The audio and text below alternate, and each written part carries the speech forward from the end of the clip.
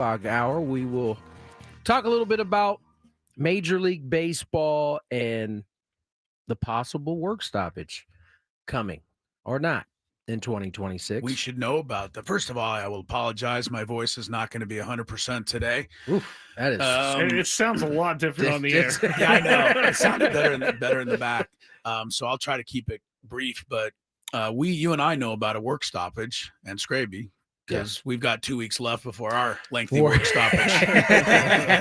That one, of course, will be welcome, but not necessarily the baseball one that we'll talk to Alden González a little bit. You know, we didn't really get to ask one another about their Thanksgivings. You know, we kind of just rolled in yesterday, knocked out some. Lane Kiffin was front of mind. I hope you guys enjoyed the OT segment that was put up yesterday. I'll put the link in the chat. It was spirited, I would say. Yeah, and now today, he says he's going to let his offensive coordinator Charlie Weiss Jr. go back and coach Old Miss in the playoffs. And I guess Old Miss is going to allow this. I like, it's one thing that Lane Kiffin's going to let the guy do this, but it's another thing that Old Miss is saying, yeah, bring him back. I'd also read that players confronted Lane Kiffin throughout the season, like later on when rumors started to become real, because they were more fearing that they were going to lose their position coaches rather than lose Lane Kiffin. They're like, whatever, you can go at this point because you're going to go. But that is weird. I did not see that they're letting him go back for a couple games. He is Charlie Weiss Jr. has already agreed to a 3-year deal, $6 million with LSU. So he's done and done. Yo, that's a coordinator. Yeah, $2 million a year for a coordinator. I just don't understand Old Miss. Like, to me, get all of you out of here. Here's the other thing for Old Miss. And what I heard this morning was on one of the college shows on ESPN was saying that they were willing to pay him whatever it was.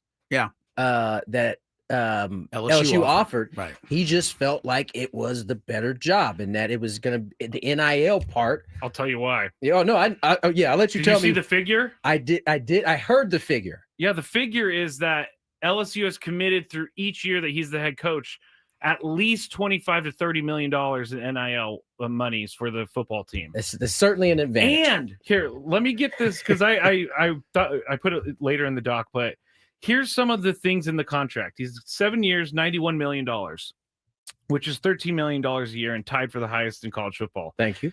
If he wins the title, LSU has to make him the highest paid head coach. Immediately. Who's the highest paid? Is that Lanning in Oregon? I'll have to look that up in a second. His buyout, which is the craziest part of everything. I told you that yesterday. I know. Overtime. It's 80% of the remaining money of the contract, even if he gets a new job. So it's not like James Franklin, where James Franklin got a new job. They only had to pay him $9 million over 50. And then we already knew that he's going to get paid for whatever LSU So Lane Kiffin has $91 million. So if he coaches 1 year and goes 4-8, and then he has $78 million left, they have to pay him 80% of that. To fire him. He's certainly LSU's stupid, and so is the. I saw the picture of the athletic director at LSU. Weird name, Vance, somebody or whatever. Anyway, I looked at the guy and I went, to all those Vances out there. Yeah, sorry to Vances. But anyway, I saw the picture of the guy, and the first thing I could think of is, God, you're dumb. Like, you're dumb. Like, you just wasted what, $80 million of the state's money to get rid of Brian Kelly, and then you did the same thing with Lane Kiffin. I just don't get that. How do those people get those jobs in the first place? Beyond me. Yeah, it's a wild thing happening right now. When is the governor going to come out and try to fire Lane Kiffin now? Quiet. And then try to sue him for the money that they owe him? I wouldn't give it more than 3 games. I mean, if they go 0-3, that'll be the end of that. I have a question in the Big Five about Lane Kiffin and how quickly he needs to turn it around or win a national championship. Yeah, it's that is all going to work itself out over the next 12 months. We're going to see. Last thing for me. Is anyone other than LSU students and alumni going to root for LSU to win a single game anywhere in this nation? I don't know anyone who's going to root for this guy to be successful. Yeah, well, we'll see. We will certainly. Are you reserving hope that you might be an LSU fan? I'm not an LSU fan. It wouldn't matter if whoever was. Georgia's Kirby Smart, according to our own Kurt Kenny, who does know his college football and was about to drive to Georgia at some point for the football playoff. He said Kirby Smart's highest paid in college football. Kirby Smart, which makes sense. He's won a couple national championships, things of that nature. He's earned it. I have a Padre topic. Real quick, does the conversation, this is just playing devil's advocate here, but does the conversation change if they turn around and win a national championship next year? LSU? Does it change to in terms of it? Yeah. I guess you have to say yes. Well, I would say it's going to change a little, but Nick Saban, I think, was this despised by many people for doing what he did. That's a good point. And when he won, I think people said, okay, you are a great coach, but we still don't like you. Right. So I think, but Nick Saban hasn't become liked really until he got out of coaching, and now it's kind of on the sidelines. People think he's kind of funny. I think that ultimately will be how this all plays out. I think is if he has success, he will win over a segment of people. A segment of people have already made their decision that no matter what, they're not going to stand him. They're not going to be able to stand him. And if when he walks away, and like Saban did, it'll change. I mean, but right now there is no question. He's talked about on other channels aside from sports channels. Yes, that's how in the red he is. I saw the highest paid employee in the state of Louisiana. Well, most coaches are. I mean, Bobby Knight was #1 in Indiana for all those years. So new or anything. Yeah, that's not new. But I saw an interview on CNN with a legislator from Louisiana. They asked 2 questions about that stuff, and then they said, "Okay, what do you think about Lane Kiffin?" Like right into that, and the guy, was obviously ecstatic that Lane was going to be representing their state. So there you go. What happened to the energy of a few weeks ago when they were like crying foul over Brian Kelly? This is crazy to me that this happened. They are no longer crying foul. They are crying tears of joy at this point. Yes, they are. It's insane. This is all going to end up bad. We know this. When an NFL team poaches Lane Kiffin and they owe him 80% of his money while he's coaching in the NFL. Now here comes the tough part. What? There's literally nothing else to talk about. Well, I have a Padres topic. Okay. Jeff Passan put out an article this morning about top 25, or Kylie McDaniel too.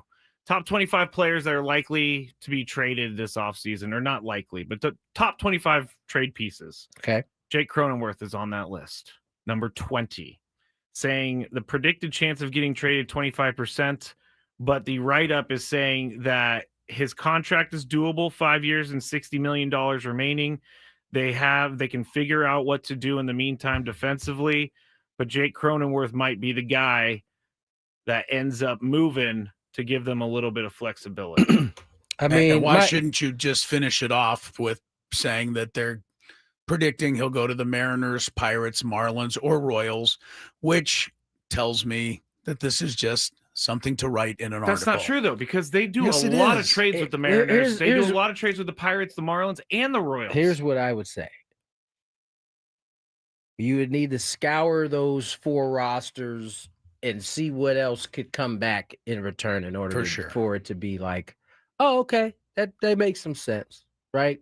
I mean, off the top of my head, I can't think of a player. I mean, I'm not putting Paul Skeens aside. Obviously. Well, right. Real quick, Tony, right underneath Cronenworth at 22 is Sandy Alcantara from the Marlins. So maybe that would be something we'd be interested in. Maybe so. But how many of these 25 that they put in this story ultimately will get traded?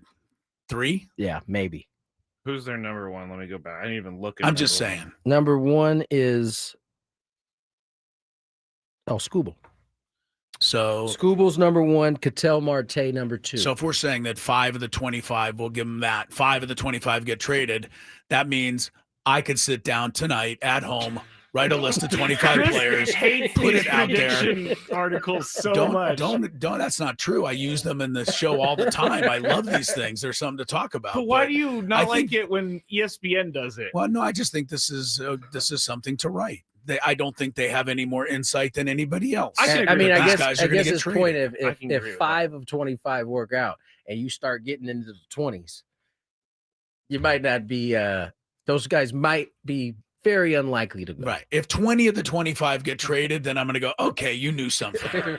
All right, I'll give it to you that mostly these guys are just searching for the right contracts and the right situations. But we have brought it up before, and I do have breaking news, guys. This is about Joe Mauer-esque.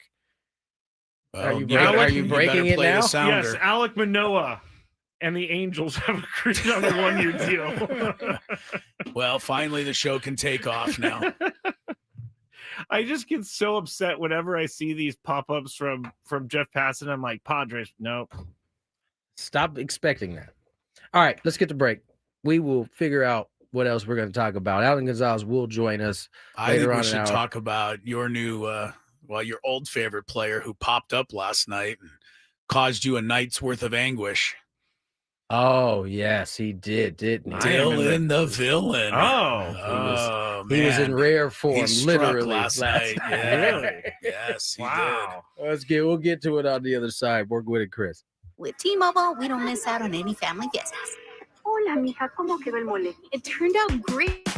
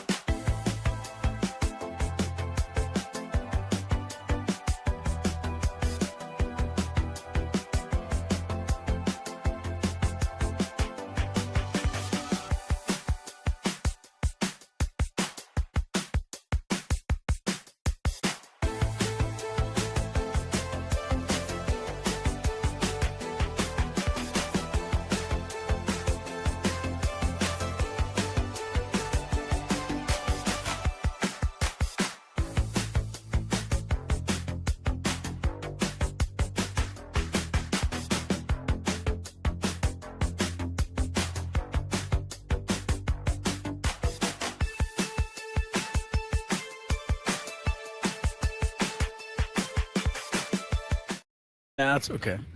Rest my 2:17. voice a little bit today. 2:17 on the clock. Tony Gwynn Jr., Chris Ello, Matt Skraby. We just have the most random things happen outside the studio. Yeah, People keep coming to the studio and pointing in here. There's like 7 people out there. I'm kind of used to this. This is kind of like being in the cage during spring training, and people are like, yeah. Skraby and I are not used to this. We feel like we're in a cage, but not at spring training right now. It also helps that my back is turned, so I can't really see it. It's the higher ups, and they're all just talking in like a triangle right now, and then they turn around and they point at us like, what are they doing? Yeah, it's not very comforting. It's not comforting at all. I know what Jackson Merrill was doing today, guys. Just one of those random ones. A friend sent a picture of his son, Junior, posing with Jackson at a driving range after hitting some golf balls today. Wait, I thought nice photo here. So I don't know who they are, but anyway. Like on a day like this where we're searching for news, that qualifies. Do we know what driving range it was? I don't know. Okay, I need to find this picture so I can see if I know the driving range. All right. So what happened to the Lakers last night, Tony? We talked them up yesterday. They were rolling along, and then they, every team has a bad game. Sound like they had one, but Dylan Brooks seemed to relish in their bad game. Dylan the villain struck again. Yeah. But, usually he's not good when he's striking in terms of the actual game. Right. But yesterday he had himself a day, and he was, letting him know. Even though I'm not I can't stand Dylan the villain, it was fun to kind of see him finally get one. Because he sounded like he got under LeBron's skin just a little, at least. LeBron was, they've kind of had it going back and forth for a while. I think, Dylan has acted he acts like an idiot. Yeah, he's acted like an idiot most of the time, and he's lost almost all of those battles. Right. Like he has come up on the wrong end. Yesterday he didn't, and he helped the Suns win 125-108. And man, you could not have sold me that he would have been the main reason and the leading scorer. He was only behind Luka Doncic. Yeah, 38 for Doncic. Brooks 33, 15 of 26 from the field. Yeah, since when did they allow Dylan Brooks to take that many shots? He averages 14 points for his career, which is a lot more than I thought he averaged, to be honest with you. But a 33-point game's kind of out of nowhere. On the other side, Tony, you watched the game probably closer, but how close did LeBron come to not making it to 10 points? Because that's starting to become a thing all of a sudden. Now he's up to, I think it's 1297, a streak going back 17 years. But there's been a couple games recently where he's had to get there at the last minute or two. I didn't watch it close enough to know if he was like in the last couple of minutes. Right. I think it was the fourth quarter. He needed a couple hoops, but maybe it'd be better if that just streak goes away. But they're trying to keep it alive for him, which I understand as well. I mean, listen, I don't know if they're trying to, they were losing by about 15, 16 in the fourth anyway. So no, at that point, he's in the game. He's going to be in the game. But I think yesterday was kind of one of those days where they didn't come out ready to play. They had been really good defensively. They were not very good defensively last night. They turned the ball over a bunch, and that's a good recipe to lose a game. Yeah, I think one thing, if you're looking for something to do 21 tonight, turnovers. Yeah, if you're looking for something to watch tonight, the Thunder playing the Warriors on NBC. I think it's one of these games. Have you seen these games, Tony, on Tuesday night? They come on at 8:00. Which I think it's called coast to coast. Like they have it's not coast to East Coast because everyone's asleep on the East Coast. Well, I'm saying I think they have a early East Coast game, and then they have a West Coast game, if I'm not mistaken. Yeah, the Thunder's 20-1 though. So maybe something to keep an eye on. They're playing the Warriors tonight. The bad news is I don't think Steph Curry's in that. He's out for a little while. Yeah, you got Knicks, Celtics, the early game. Okay. And then you got Thunder, Warriors, the late game. Oh, you know who's out for an indefinite period of time? Yes, your boy Zion. 3 weeks. Again? Not indefinite. 3 weeks. Well, Sham said it's a lengthy period of time. He already missed 8 games last month due to a hamstring injury. I just got to ask. I'm not saying it about Zion, but why do teams pay all this money for guys who consistently get injured? I don't get it. Did he get the money when he got injured, or he's been getting injured since he got the money? No, he's been injured his entire career. It's just been bad luck, man. Bad luck. Is it time? He supposedly came in great shape this year.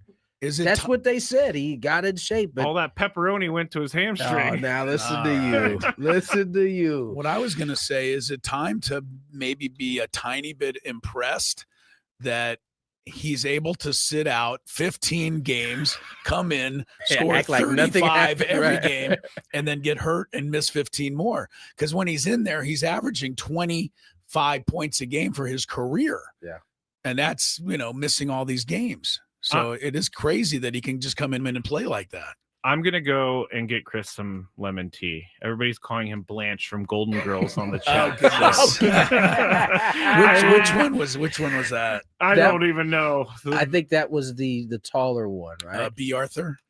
But you don't know the actress's name, so No. I'll look it up. But No. yeah, okay. I'll be back. I'm sure the chat can. I'm taking one for the team today. Sorry, everybody. I appreciate you putting up with it. Doing my best. Another thing I saw last night, I did watch the football, Tony, and the Did reminder. you see Dart get That's what I was pummeled going to again? just Oh say. my What I was going to God. just say. What reminded me in that game is that football is dangerous. Yeah. And it is violent.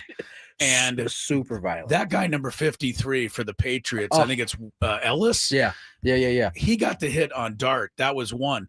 But then on the kickoff return, he hit the guy helmet to helmet straight on. The guy fumbled. The Patriots recovered. No penalty, no nothing. I don't know what the rule is in the NFL, but it's not the same as college, because in college he'd be ejected from the game immediately. I wonder if You're he'll not get a supposed to fine or lower the something. crown. You're not supposed to hit with the crown Well, of your that's helmet. exactly what he did, and he crushed the guy head to head.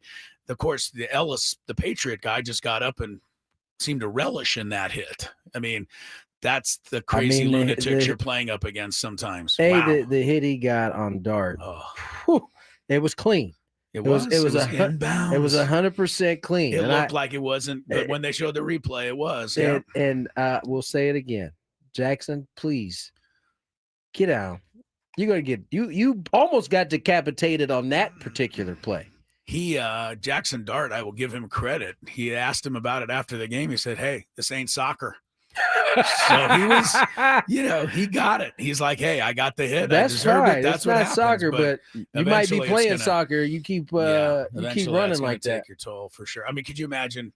It's not going to happen, and I don't wish it to. But if Tua was running near the sidelines and got hit like that, I think Tua knows better now at this point. I guess, but that guy hits hard. Patriots hit hard. I mean, they were lighting up some of those guys last night. I wonder, Skraby got out of here just in time since we started talking about the Patriots and their head coach now. They are running away. Yeah, Mike Vrabel didn't tell and hiding. Mike Vrabel didn't tell Ellis after those hits, "Hey, take it easy." Nah. He went over and said, "Hey, that's the job you're to do."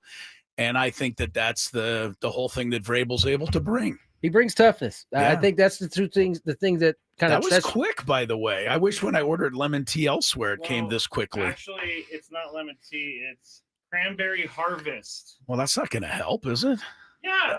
Well, Skraby, more importantly, did you see your favorite head coach get another W last night? Impressively. Oh, Mike Vrabel. Mm-hmm. The more you do this, the more you go crazy. I'm at this point. I can't talk anymore. Although, what do you got on? They're getting wins over a Giants team that doesn't have a coach, has a quarterback that runs through walls. Yeah, and they're playing away on Monday. They're also beating them like they should, though.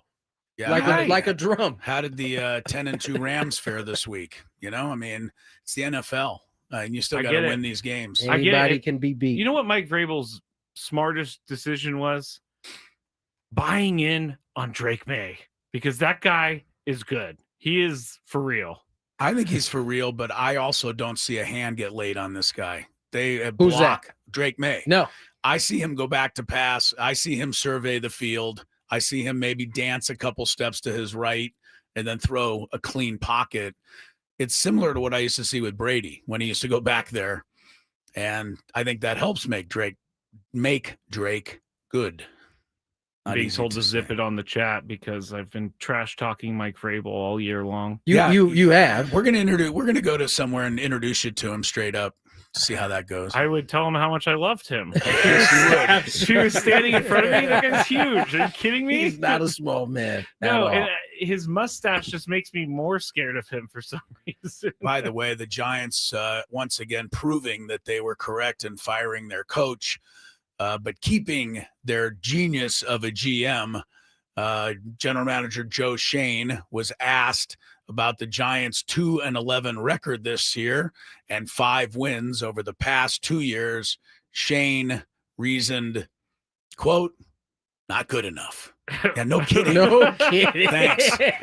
Yeah. I don't like the New York Giants because they beat my team in big games, but I feel for the Giants fans right now. Oh, yeah, for sure. I mean, the fans haven't deserved anything like this to happen to them, but, that's how it's been rolling. All right, let's get to break. On the other side, Alden González to talk a little Major League Baseball, not Padre Baseball, but Major League Baseball. More Gwynn and Chris. Ben and Woods on the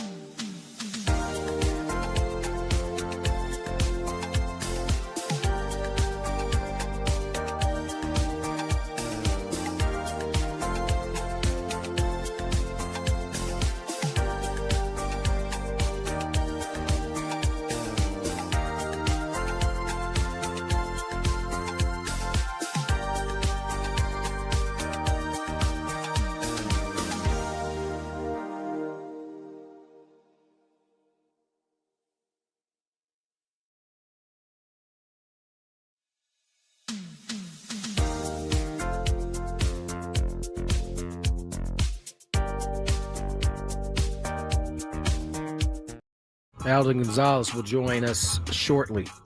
Talk a little bit about this Major League Baseball situation. A lot of talk of a salary cap. At least that's the Why? Why do they keep wasting their time? I don't know. You know what I mean? Because it again. That's like asking somebody out on a date that has told you no 30 times. You decide to ask them again. It's going to take. It's going to be 31. It's going to take. The real question is, could any of us, and when I say us, the baseball community, handle what would come if they actually indeed pursued that? What do you mean? Like, would we like baseball better? Or... No. Would we be able to survive without it for a significant amount of time? I say no. Better question. Can baseball survive? Yes. With a long stoppage. 1994 with no World Series into 1995. It was teetering a little bit. It was not guaranteed when they came back that fans would come back, and they really didn't until somebody started giving McGuire and Sosa all those steroids, and they hit all those home runs. But that was 1998, so it was actually about a 3-year stretch where baseball was way down. But like, I watched the games, you watched the games, but you know what I mean. In general, it was way down. I watched a documentary about it, and they were kind of saying the sentiment at the time was that the players were greedy and they should feel happy that they're making the money that they are. I don't feel like that's the same sort of environment that we're in now. I think the society is just more educated about all of this stuff than they were in 1994. That's one thing. Right. I think the other thing is in 2025, there's so many different avenues for a lot more to go watch people to turn their attention to that wasn't available in 1994. There's just one thing that keeps sticking in my mind. Every time people say they're not going to do something, they always do it. Like, no one's going to give up going to the grocery store to get prices back down, you know? Everybody's just going to keep doing it and paying the prices. Look at the Colorado Rockies. No, but we have to eat. I mean, right. Okay, this is a luxury. Yeah. Okay, a terrible example. Okay, I'll just put it in the Colorado Rockies. They don't demand a good team to go see the game. They're going to buy tickets regardless of what the team is doing. That is a luxury. If it's just gone and people start to apply the money they spend on that, something else to do while it's gone. And will they stop doing that? Will they be upset enough? Some will to stay away. I think there'll be some that are upset, but I think there'll be more that just go off in another direction, and you have trouble bringing them back. Yeah, because we have to do something. It's been proven ever since World War II, back then, that even during the 4 or 5 years of the war, when nobody was working and nobody had any money, and there was the Great Depression and everything was happening, the same money was still spent going to movies and things like that. They found other avenues. We need entertainment. Right. We always need that. Right. So we'll find. And there's something. A lot more of it now than there was. That's right. In 1994. All right, let's go to the phone lines. Alden González, ESPN, friend of the show, joins us. Alden, how are you, my friend? How was your Thanksgiving? It was great, Tony. Fantastic. How was yours? It was good, man. Nice and quiet. Half my family was on the East Coast. Half my family was here. We made it work. Let's talk a little baseball. I saw your article here a couple days ago talking about the possible work stoppage before the 27 season. It's no guarantee. Both sides have, I think, started communicating at this point. But you asked a very good question. Why? Why would they want to do it with business booming right now, seemingly better than it has in quite some time, solely to get a salary cap, Alden? I think it is a fair question. Like, the sport in many ways is in really good shape right now. And I mean, as you probably are maybe slightly old enough to remember from the mid-90s, just what that work stoppage did to the sport and how long it took for the sport to actually recover from that. it would be awful to go down that path again. And it's still early, and a lot can change.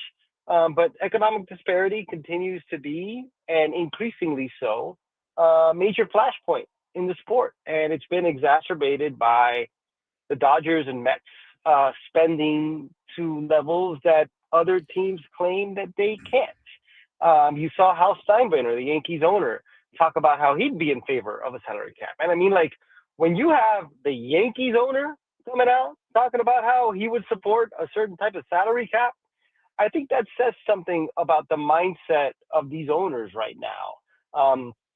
I don't know if you caught what happened with Marquee Sports Network, the Chicago Cubs, but like every team, I shouldn't say every team, but every team maybe except for the Dodgers, maybe the Blue Jays, has been impacted by the regional sports network business completely deteriorating. And I mean, the Padres are chief among them. The Padres were among the first teams in baseball to lose their RSN deal. And that was a major source of fixed annual revenue every year that the owners no longer have.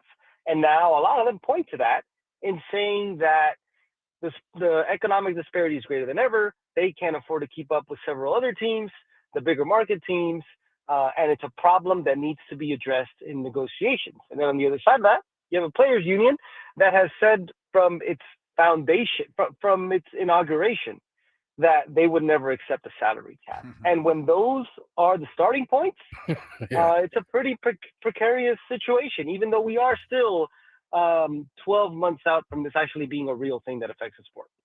Alden González is with us. Alden, excuse my voice, down and out a little today, but that's really the biggest problem here. Tony talks about it all the time. I think he has a little closer feel for the player side of it, that they will never, ever, ever, never do a salary cap. So, the owners are going to try to convince them that they just have to have one this time. But I don't believe the owners. I'm not trying to say that they're not getting as much money as they used to with TV. I get that. But the owners, every single time push comes to shove, these owners seem to find enough money to pay these big name players. And so until they can get that under control, I feel like the players are always going to feel the money's there. Absolutely. And look, every single one, and this thing, it's hard to feel pity for all of these owners who are multi-billionaires, and who also, by the way, own these franchises that continue to increase in value. Yeah. And you could say, like, okay, fine, that's not actual realized dollars, but you sell your team and you're going to make, I don't know how many times what you purchased them for, depending on how far back you go, but those franchise values continue to go up. And, the problem too is that, outside of the Atlanta Braves, who are part of a publicly traded company, like, we are not privy to their finances. We are privy to the Braves finances, and they make a ton of money. And to their credit, they put that money back into their roster. Right. But yeah, I mean, and that's the problem here too, is that we don't know exactly what the owners' financial pictures are. We just got to take their word for it. And a lot of people are not trusting of these owners. And so that's why it seems as if sometimes with this stuff, you get to a stalemate and it can't really be worked out. I will say, though, if I'm looking at sort of a brighter side to this, and I don't know if it's a brighter side, but I keep thinking that it would be really difficult. It would be really difficult for the sport to go through an entire economic overhaul before the league nationalizes its media rights. And MLB Commissioner Rob Manfred has talked about how his goal is to nationalize all the media rights, basically have all the local media rights of all 30 teams under MLB's umbrella. But that's not going to happen until after the 2028 season. And until you nationalize those and you sell those and you know how much money you're going to make off that, you're not really sure what league revenues are. And so even if you want to implement a salary cap system, I think it would be really difficult. And I think it would be hard to change the entire economic landscape of the sport until you handle media. And that's still going to be 2 years away from this last round of negotiations. I keep going back to that and thinking, all right, maybe they'll just kick the can down the road. They'll talk tough, but at the end of the day, they're not going to want to miss games. They're going to wait so that they could maximize the media revenue. I keep thinking that, but we'll see. Alden González joins us. ESPN does a terrific job out with a new article on ESPN, and Alden, you kind of hit on something I was gonna ask you about. That was kind of the sentiment, seemingly going into this season, was that they wanted to nationalize all the media, but that's going to take convincing the Yankees, the Dodgers to kind of allow their cash cow, if you will, to be split or put into or given into the hands of the owner. What is the latest rounds of TV kind of deals that Manfred has pulled off here, getting back in with ESPN? Netflix is now a part of it.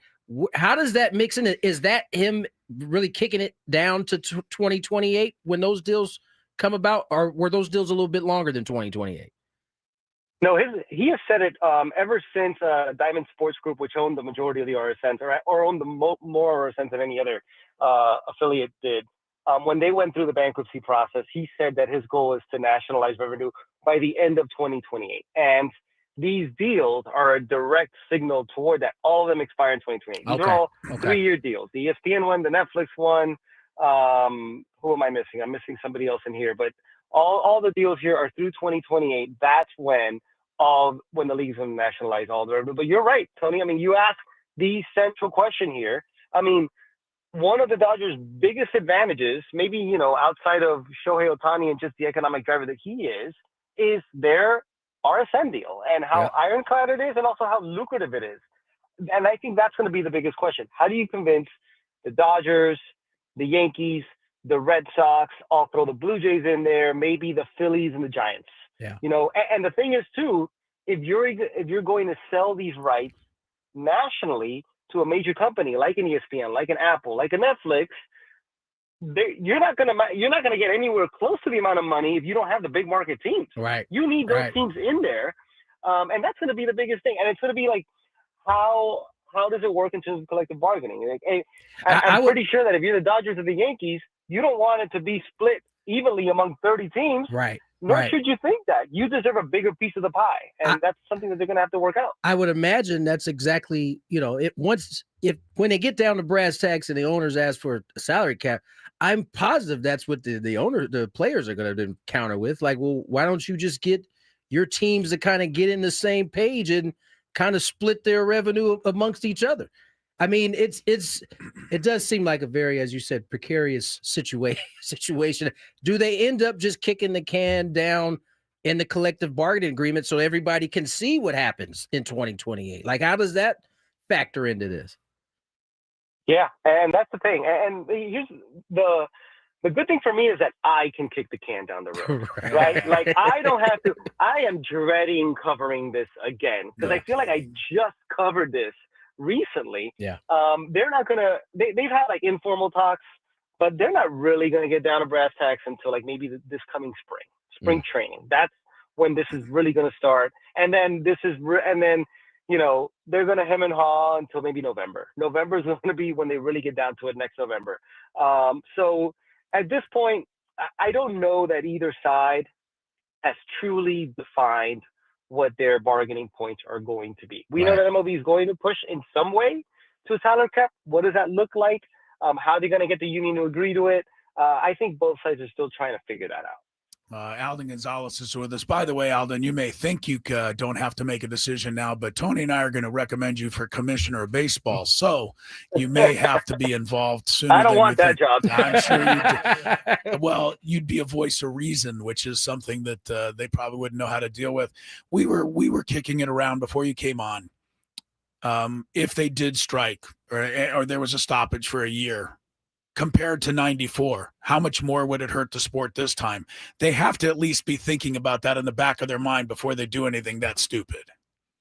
Yeah, and to the earlier point about just media and sort of capitalizing on that, like how much would it hurt the product in the sense that, like, your rights are no longer as valuable, and the league continues to tout how valuable those rights are. Right. I mean, compared to what, 94, 95, you're talking 30 years ago, more than 30 years ago by that point it'll be. Yeah. I mean, think about all the other things that are at fans' disposal these days to get their attention, right? Like attention spans have never been more fickle than they are right now. So the sport will be forgotten. I mean, not completely forgotten. I don't want to be so hyperbolic, but it'll be so much easier to lose fans because they have so many things in society today that are occupying their attention. It's the type of risk that honestly, and this adds further fascination to this, but it's the type of risk that the sport can't really take, I don't think. So that's what's going to make this so fascinating. So fast. I mean, listen, it was part of the issue why the baseball had to make some of the rule changes. People were bored with it. They were moving away, right? And then you throw something like this in front of them, it could get tricky very, very fast. Alden, as always, man, appreciate you coming on, spending some time with us. We'll catch up again soon. No problem, guys. All right, take care. Thanks, Alden González, ESPN. He got a little scared when I mentioned commissioner. I would have too. I don't too. want the problems. Quick, this is interesting. I think you guys would want to know this. In Alden's article, who are the primary names fans should know on both sides of negotiation? Paul Skeens is one of those negotiations. I'm sorry, what? Yeah. Oh, we're talking about player side. Player side, yes. What?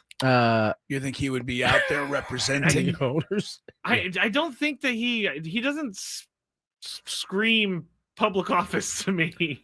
Well, I'm going to give you the rest of the names. Scooble is on there. Chris Bassett also on there. Our very own Jake Cronenworth is on that. He's a voice of reason. Yeah. Pete Fairbanks, who I think is hilarious, by the way. Cedric Mullins, Marcus Simeon, and Brett Suter are all representative, and there's one representative of each team. So yeah, thought you guys might want to know. On the owner side, you could probably guess some of these names. Don't tell me Dick's in there. Dick is the first name, headed by Dick Montford. What? He's also joined by Hal, who's crying poor basically right now. Hal Steinbrenner, John Sherman of the Chiefs of the Royals. Jerry Reinsdorf, one of the old heads, still in there. Who is excellent at work stoppage. Isn't he also like giving up the team too?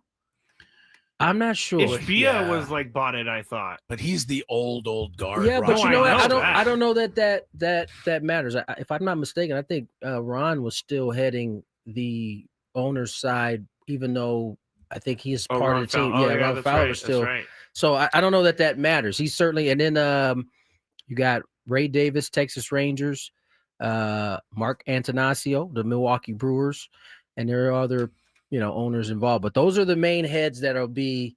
And I got to say, based off of that group, if it's about them, it's a pretty cool-headed individuals in that group. I don't know about Dick, but the rest of them are. How could you be a group of owners and say, that's the guy we want as our point man?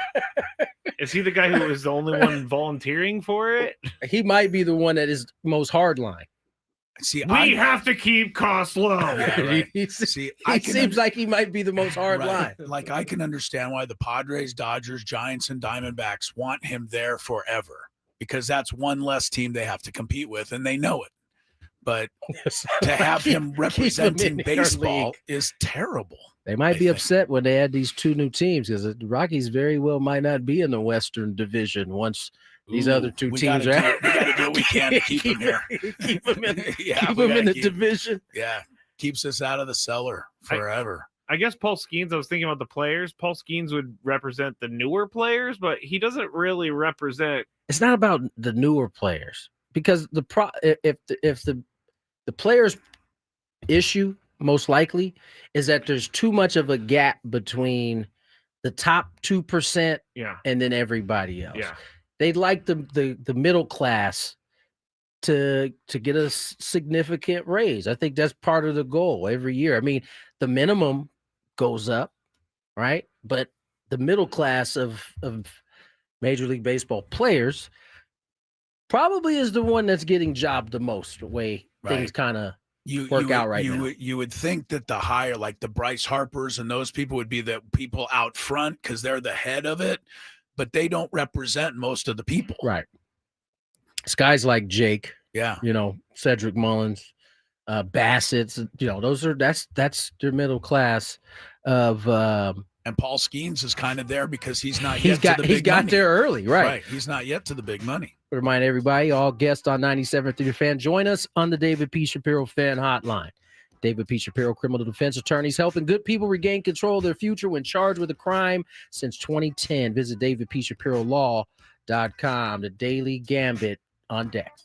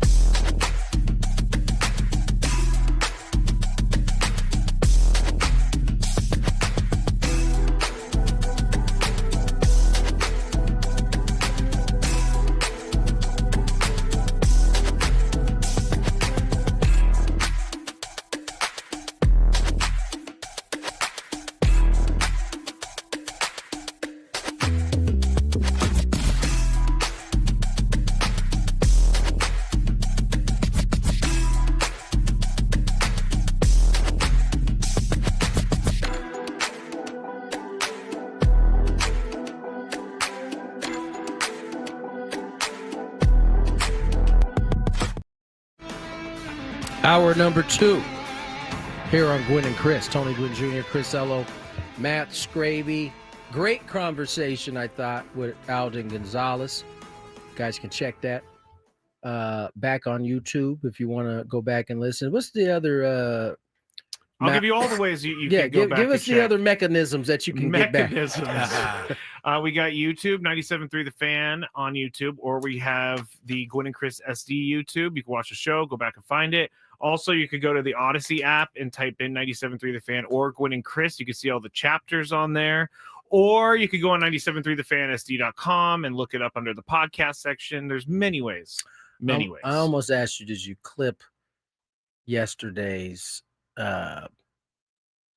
OT on Instagram, but never mind. I did not yesterday, but I think we need to figure out the funny part, which might just be Chris's open and close. I think it was all pretty good. I thought we were fiery. Yeah. I mean, it was a good conversation.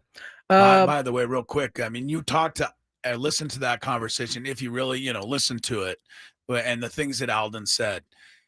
Because everyone will say if and when they strike or stop playing, everyone will go, why did they do this? What are they? They're so ridiculous. But when you listen to the things that are at stake here, it almost seems like it has to happen because the owners can't keep, in their mind, spending the money. The players on their side don't want the money to be cut off. And the TV revenue is another big part of it. Yep. It's almost like it has to happen. And that's why it seems like we're headed that way. It seems like, though, they either side won't be able to negotiate a major change like that, one way or another, salary cap or not, until the TV thing is decided. And that's 2028. That's 28. And so when he says kicking the can down the road, certainly a scenario in which they just do a collective bargaining agreement for 2 years to get to 28 and then find out how willing the Dodgers and the Yankees are willing to play ball in terms of the TV rights. Because as Alden succinctly put it, why on earth would they give up their cash cow? That is truly the advantage. The television revenue. It is truly the advantage, specifically for the Dodgers. And so why would they?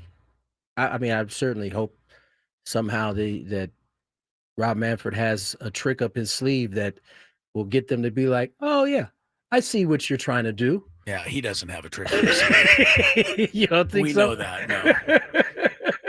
Very well. A little bit of an announcement to make. What was that, Skraby? Your mic was off, buddy.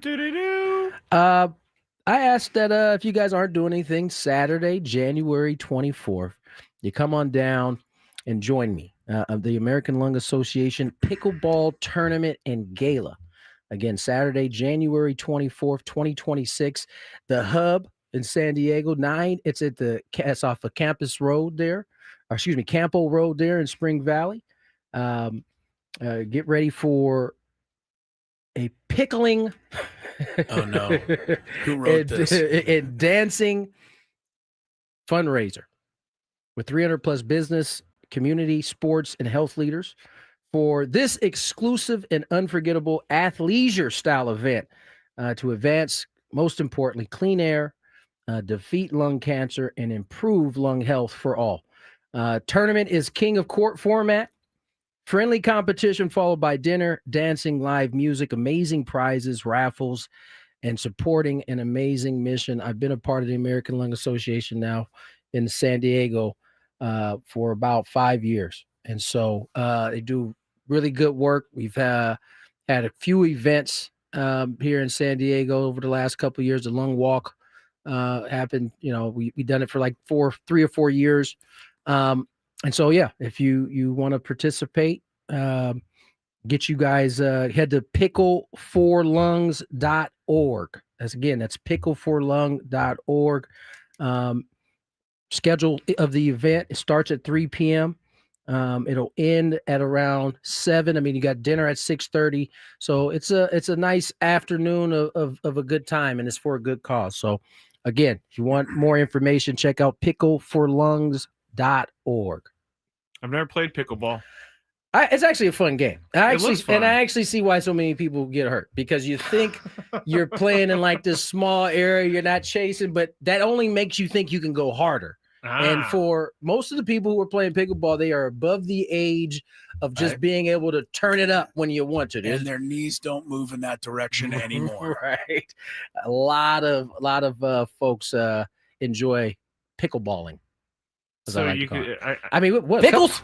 A couple years ago, there was the whole staff would get up every city and would go play for the Padres and go play pickleball at different pickleball courts in whatever city it was. How long has this sport been around for? I lasted for about two cities. They were getting up too early, too often, and I wasn't ready to do that. Wait, you're not getting up at 4 a.m. to go play some pickleball? No. I'm going to play some hoop at Basketball, 5 a.m., but not for pickleball, though. Yeah.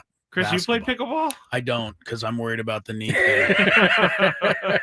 I honestly, that's it. I think it'd be fun to play, but I think you're just an injury waiting to happen. It's kind of like, I know that Sammy Lev is a massive pickleball player. I can see Sammy being a maniac on the pickleball court. Lev is great. No, remember last year when he had a day off, he went to the pickleball courts in Arizona. I do remember training. that. I do remember that. Yeah. All right, let's get to some Daily Gambit. Do you like money? I think about money a lot. Do you like money without doing anything? Winning. Do you want to make money while watching sports? I think Washington is immortal luck. Washington! Woohoo! If you answered yes, this is your segment. Just don't blame us when you lose. Nothing is ever your fault. It's your game. Take it. Gwynn and Chris go through the top bets of the day in The Daily Gambit on 97.3 The Fan. Daily Gambit is our daily sports betting segment here on Gwynn and Chris. Please, everybody, gamble responsibly. I'm going to go through this as quick as possible. Giants, Patriots, total score over, under 46.5 points. Chris and I went over 33-15, 48 points. So Chris and I win that one. Jackson Dart, over, under 237.5 rushing plus passing yards. Chris went over. Tony and I went under. He had 139 passing yards, 20 rushing yards, 159 total yards. So Tony and I win that one. And then in maybe one of the most pathetic wide receiver matchups that we've ever been on. Only because you lost. No, it's just pathetic in general. It's just pathetic as Wan'Dale Robinson with a spread of -7 against Stephon Diggs. Here I am saying Stephon Diggs is this great wide receiver. He had 26 yards last night. Wan'Dale Robinson had 34. Even minus the 7, he still wins at 27 yards. One by one. Wan'Dale. Wan'Dale. My guy. The Lakers, -4.5 against the Suns. We all went Lakers. We were all wrong. Suns win 125-108. Detroit, -9.5 against the Hawks. Chris went Hawks. Tony and I went Detroit. Detroit only won by 1 point here, but they did win. They didn't win the bet. 99-98. My man Cade Cunningham is nasty. He keeps winning games. Do you see how that last game or that last possession, Detroit gets the ball, they're up 1, comes down, trying to dribble it out. They start coming at him, and he just kind of sliced and diced his way to the basket, put them up 3. They ended up winning that game. That's the difference. He's good, man. He's the difference between Detroit and the Bulls right now. The Bulls have a good team. They don't have anybody to finish the game. You're right. And Cade Cunningham is finishing games for Detroit. Where's Ben Gordon? Yeah, they could use old Ben. Ben Gordon. I have a really, really great knowledge of UConn Husky. Yeah, where'd that one early come from? 2010 basketball because of my fantasy basketball experience. Yeah, Ben Gordon had some moments, but yeah. Not anyway, Jokic. Over under 53.5 points plus rebounds plus assists last night. Chris and Tony went under. I went over. That was stupid. He had 29 points, 20 rebounds, and 13 assists for 62 total. That's that is ridiculous. Those are video game numbers right there. Yeah, they are. Troy, This one's Did fun. you hear this one? I just saw. Okay, so Troy only does one thing, and that's play double OT games. Right. Because they were minus 17.5 against West Georgia. I chose West Georgia. You guys went Troy. West Georgia ended up beating Troy 93-89 in double OT. All they do is play OT games. It's ridiculous. Crazy. Washington women. But wait a minute. What does that mean that West Georgia's better than we are? West Georgia beat them. We couldn't.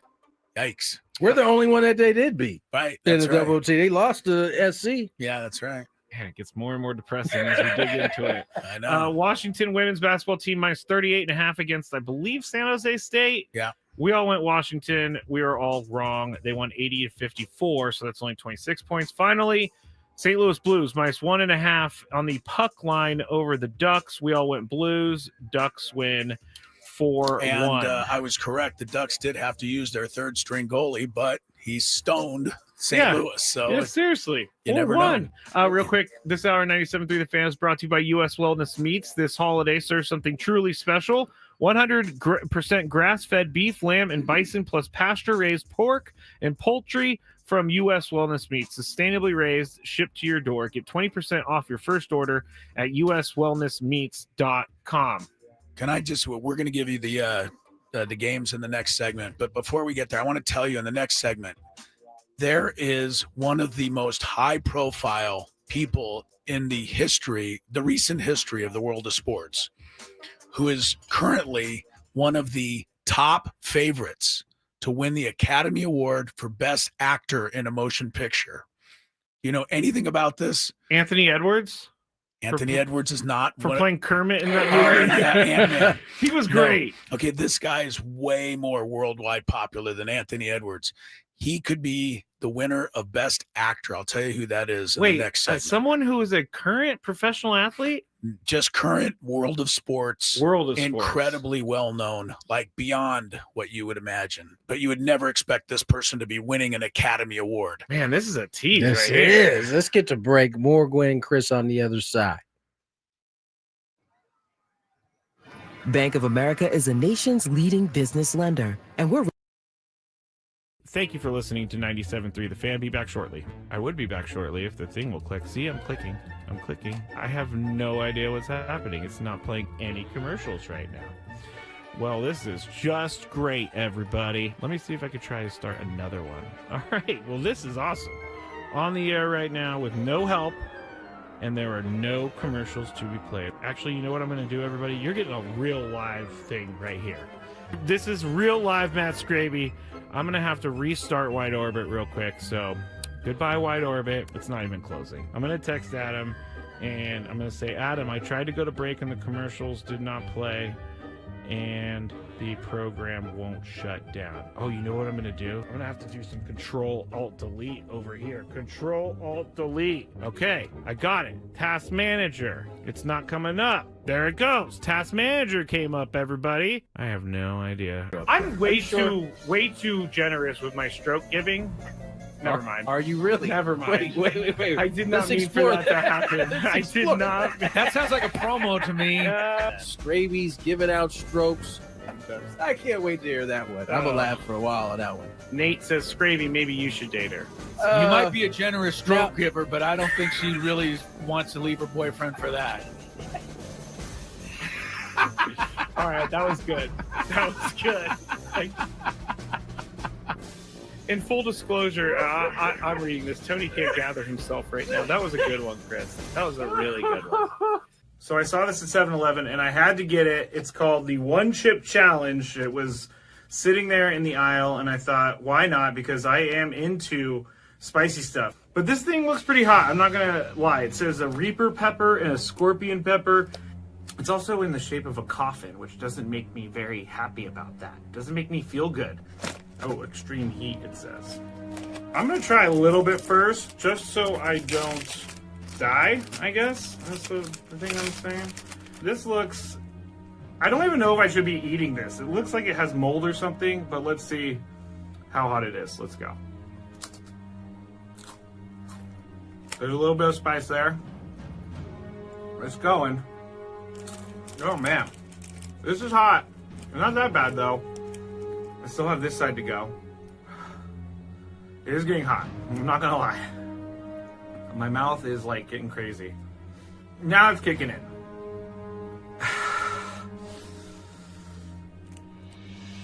I'm not sure if I'm gonna finish this.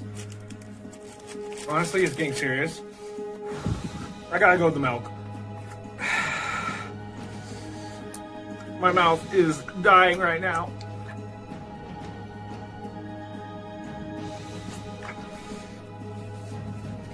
Yeah, this is not fun, guys.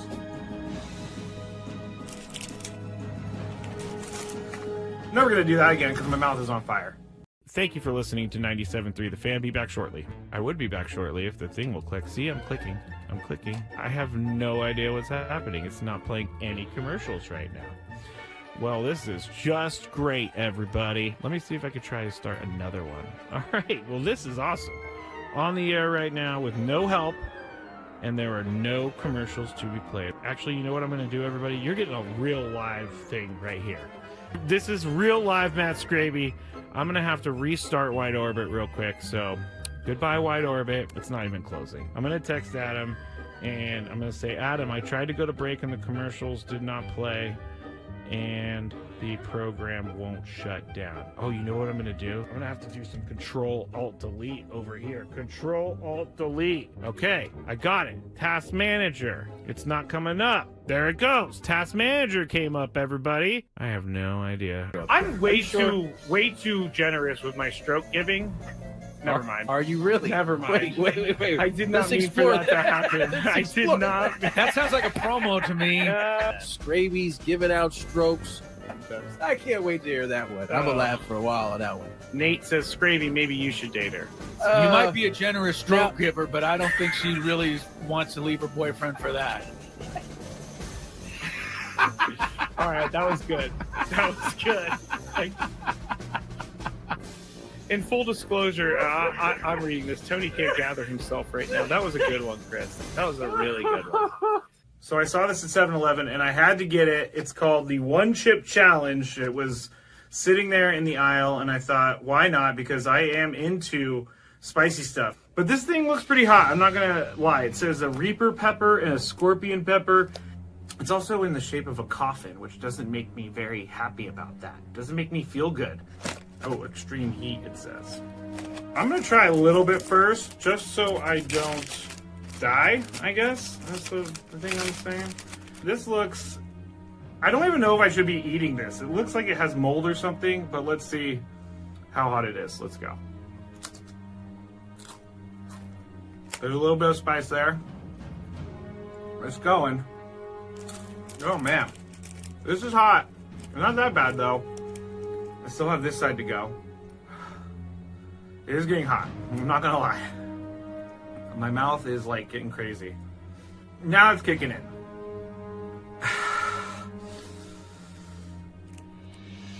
I'm not sure if I'm gonna finish this.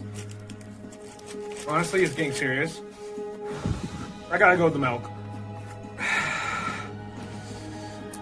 My mouth is dying right now.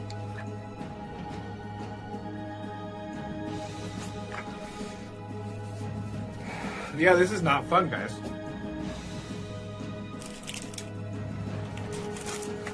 Never gonna do that again because my mouth is on fire. Thank you for listening to 97.3 The Fan. Be back shortly. I would be back shortly if the thing will click. See, I'm clicking. I'm clicking. I have no idea what's happening. It's not playing any commercials right now. Well, this is just great, everybody. Let me see if I could try to start another one. All right. Well, this is awesome. On the air right now with no help, and there are no commercials to be played. Actually, you know what I'm going to do, everybody? You're getting a real live thing right here. This is real live Matt Skraby. I'm going to have to restart Wide Orbit real quick, so goodbye, Wide Orbit. It's not even closing. I'm going to text Adam, and I'm going to say, Adam, I tried to go to break, and the commercials did not play, and the program won't shut down. Oh, you know what I'm going to do? I'm going to have to do some Control-Alt-Delete over here. Control-Alt-Delete. Okay, I got it. Task Manager. It's not coming up. Sure. Do you only want to go see it because it has Oscar buzz? Okay. Usually, yeah. Well, I will see what it's about, and then if both things agree with me, then I'll try to go. Gotcha. But the best actor, the favorite right now to win is Timothée Chalamet, who's a big-time actor. Leonardo DiCaprio is up there, and for his movie. But he's dating one of the Jenners, right? Who? Chalamet. Chalamet. Yes. Yes. He dates Kimball. Kylie. No, Kylie. I believe. Is it Kylie? I think so. It is Kylie. You're right. Which is sad that I know that. It's your dog's name, so yeah. But anyway, so those are the top two. That makes sense. But the third choice in the balloting is somebody I don't think anyone else would ever expect, and it is a huge name from the sports world. And he's in a movie called The Smashing Machine, which is out now. And the actor who is getting Oscar buzz is The Rock, Dwayne Johnson, right up there with the names DiCaprio and Timothée Chalamet. So it's kind of interesting. Might be a movie some of you would be interested in. It is out now. I believe it costs like $20 to buy a rent on Prime Video. It's not out in the theaters, but The Rock is like a big deal in this movie. It's about a former wrestler who becomes an MMA guy, and is one of the guys who kind of started the whole MMA world back in the 2000s. They've been anticipating that I mean, once this movie came out and it started to kind of bubble, this was the conversation. He might get a nomination. He could win. Can you imagine him next to those guys? So anyway, something you might be interested in. All right, here's some games for tonight. Real quick. Yeah. The Rock is not a good actor, though. He's a very entertaining actor. Every now and again, a role just hits perfect. This is the right role. He's playing a wrestler, right? He was. Or MMA, he's playing MMA. Yes. He was. I don't think he's winning it because of his MMA fighting. I think he's in the hunt because they feel acting his tail off. Yeah. Skraby, stop hating, man. Go see it for yourself. Maybe you'll like it, and maybe you'll be impressed. Who knows? All right, we got Duke 8.5 over Florida. Who do we have? Duke 8.5 over Florida. Now Florida was here last weekend for the Radies tournament, and was the tall guy here? He was, and I saw him. How long? Wait, you went? Yes, my wife is. I went. That's right. That's right. She's part of the Holiday Bowl people, and they put the Radies tournament on. So I went down there, and I saw the 7'9" guy. I can't even describe how tall he is. There's no way to describe it, but I mean. Like he's like right here. I mean, yeah, your head would be at his waistline. He is the tallest person anybody's ever seen. Did you see him do any basketball thing? I didn't see him jump. I just saw him reach up and put the ball in the basket. He didn't need to jump. So I'm telling you, this guy is like so much NIL money just because he's tall. Well, he sat at the end of the bench the whole game. He never got in. But Florida just lost. Fuels my argument. Hey, he's working. He's a freshman, right? Right. Yeah. He's working, man. Yeah, just working his way up. Sometimes because all freshmen get a bunch of money for doing nothing. There's a lot of freshmen that play sports. Yeah. Anyway, he's not a normal person, Skrabe. I'm sorry. He's 7'9". Fine. Let the young man live life. I'm 6 feet tall. I don't get paid for it. You don't have a skill set in that game, buddy. You have no skill set. Not at that level, at least. I once almost dunked a basketball. Yeah, so exactly. Yes, we know. Exactly. Yeah. All right. Sorry, so you go first. Duke is what? 8.5. Who are they playing? Florida, the tall guy. That's why we're talking about it. Carl Sheffers is reffing. I think I will keep going with the Carlos Boozer's son. What's his first name? Duke has been hot. I don't know. Anyway, Carlos Boozer's son, I'm going to go Duke. I think Florida has a long way to go based on what I saw, but I'll pick them tonight to kind of give Duke a game. Tony? Yeah, I can't pick Duke, so. All right. Yeah. UConn and Kansas tonight. This is at Kansas. Another matchup, good matchup. UConn favored by 2.5. Apparently, Kansas's top scorer is out. Yeah. But I still don't care. Anything to see Dan Hurley lose his mind. I was just thinking I'll that. pick Kansas. I want another good press conference. Yeah, I'll take Kansas. Tony? Jayhawks, please. All right. Skrabe? I can't do it either. I'll go Kansas. Okay. This is a local team. We've been telling the fretting about the Aztecs, but UCSD is 7-0. They're off to a great start. I don't know what their schedule looks like. They haven't lost yet. They play at Nevada tonight up in Reno. Nevada. This is UCSD? UCSD, yeah, they're 7-0. Nevada's favored by 5.5. Wait, didn't they lost their head coach last year, right? He went to New Mexico and took the whole team with him. Yeah. Wow, good for them. Yeah. Apparently what they're doing so far is doing okay. Anyway, Nevada's favored by 5.5. Tony is first. It's at Reno, which is an altitude game. Give me Reno. I'm going to take Nevada. Is that Alford still there? Steve Alford, I believe. Skraby, one of my favorites, by the way. I'll go Nevada. I will not go Alford. I will take UCSD. Tritons. Knicks 1.5 at Celtics. Celtics have been a little bit more down to normal this year, but they don't have Jason Tatum. That helps. Right. Knicks have been good. Skraby. Knicks. Take the Celtics at home. Tony? Knicks. OKC is 11.5 at Golden State. We told you Golden State's without Steph Curry. And OKC is 20-1. But I can never lay 11.5 on the road. So I'll take Golden State. Tony? Golden State. I'll go with Golden State, too. Wow, a sweep. Jaylen Brown for the Celtics and old Brunson for the Knicks. I forgot his first name all of a sudden. What is it? Jalen, yeah. They're both Jalen. Jaylen Brown, Jalen Brunson. There you go. That's what threw me off. I think they had the Fair same enough. name. Yeah. They're even in terms of points.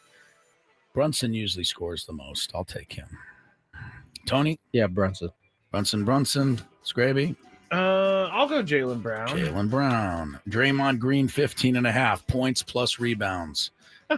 Not assists, but points and rebounds only. Points plus rebounds. Draymond is tough because he can throw in one of those 1 point, no rebound games, and then you feel like you blew your whole bet. But I think tonight he'll play up to capabilities. I'll say over. Tony? I think I went out of turn, but it's not a big deal. What was the number? 15.5 points and rebounds. Over. Draymond Green. Under. They're playing OKC. They don't have Steph. Yeah. The points have to come from somewhere. I'll say over. All right, we go to the NHL where the Colorado Avalanche will soon be getting national attention if they're not already. Their record is, get totally accurate to make sure here, 18-1-6. So they've only lost one game in regulation all year. They are home to the Canucks. Wow. Vancouver, which is 3 games under 500. Avs are favored by 1.5. Skraby. I got to go with the Avs. I'll stay with the Avs. They're unbeaten at home till further notice. I got to go with the Avs. Tony? I, too, will go with the Avs. All right. Do I dare put the Kings in here tonight, Tony? Or do I just you give know you a what? night off? No bet for me with the Kings. No wager on the no Kings. wagers. No. NW. We'll all go no wager. They're playing Washington, and now it doesn't matter. Okay. Let's get to break. Coming up next is not. Oh, yes, some fun. Tony, you know what? Tony was in kind of a mood, tough mood, having a tough day. But it's just so good to see him this happy. Yes, nothing like a little bit of Chris's Fantabulous Sports Game Show. I can't remember. Was it last time that I didn't get a chance to rebut? No, 2 times. Two times ago. Last time I did the South or North Dakota. That's right. That was a great one. Yeah. We should do it again. States, North Dakota, and you was the first guess. I was like, table. North Dakota. North Dakota. And I looked at it and I'm like, God, that's so wrong, but maybe I'm missing something. There's actually a clip of it on the Gwynn and Chris Instagram if you'd like to go look at it. All right. Let's get to break. That Chris's Fantabulous Sports Game Show coming up next. Ben and Woods on the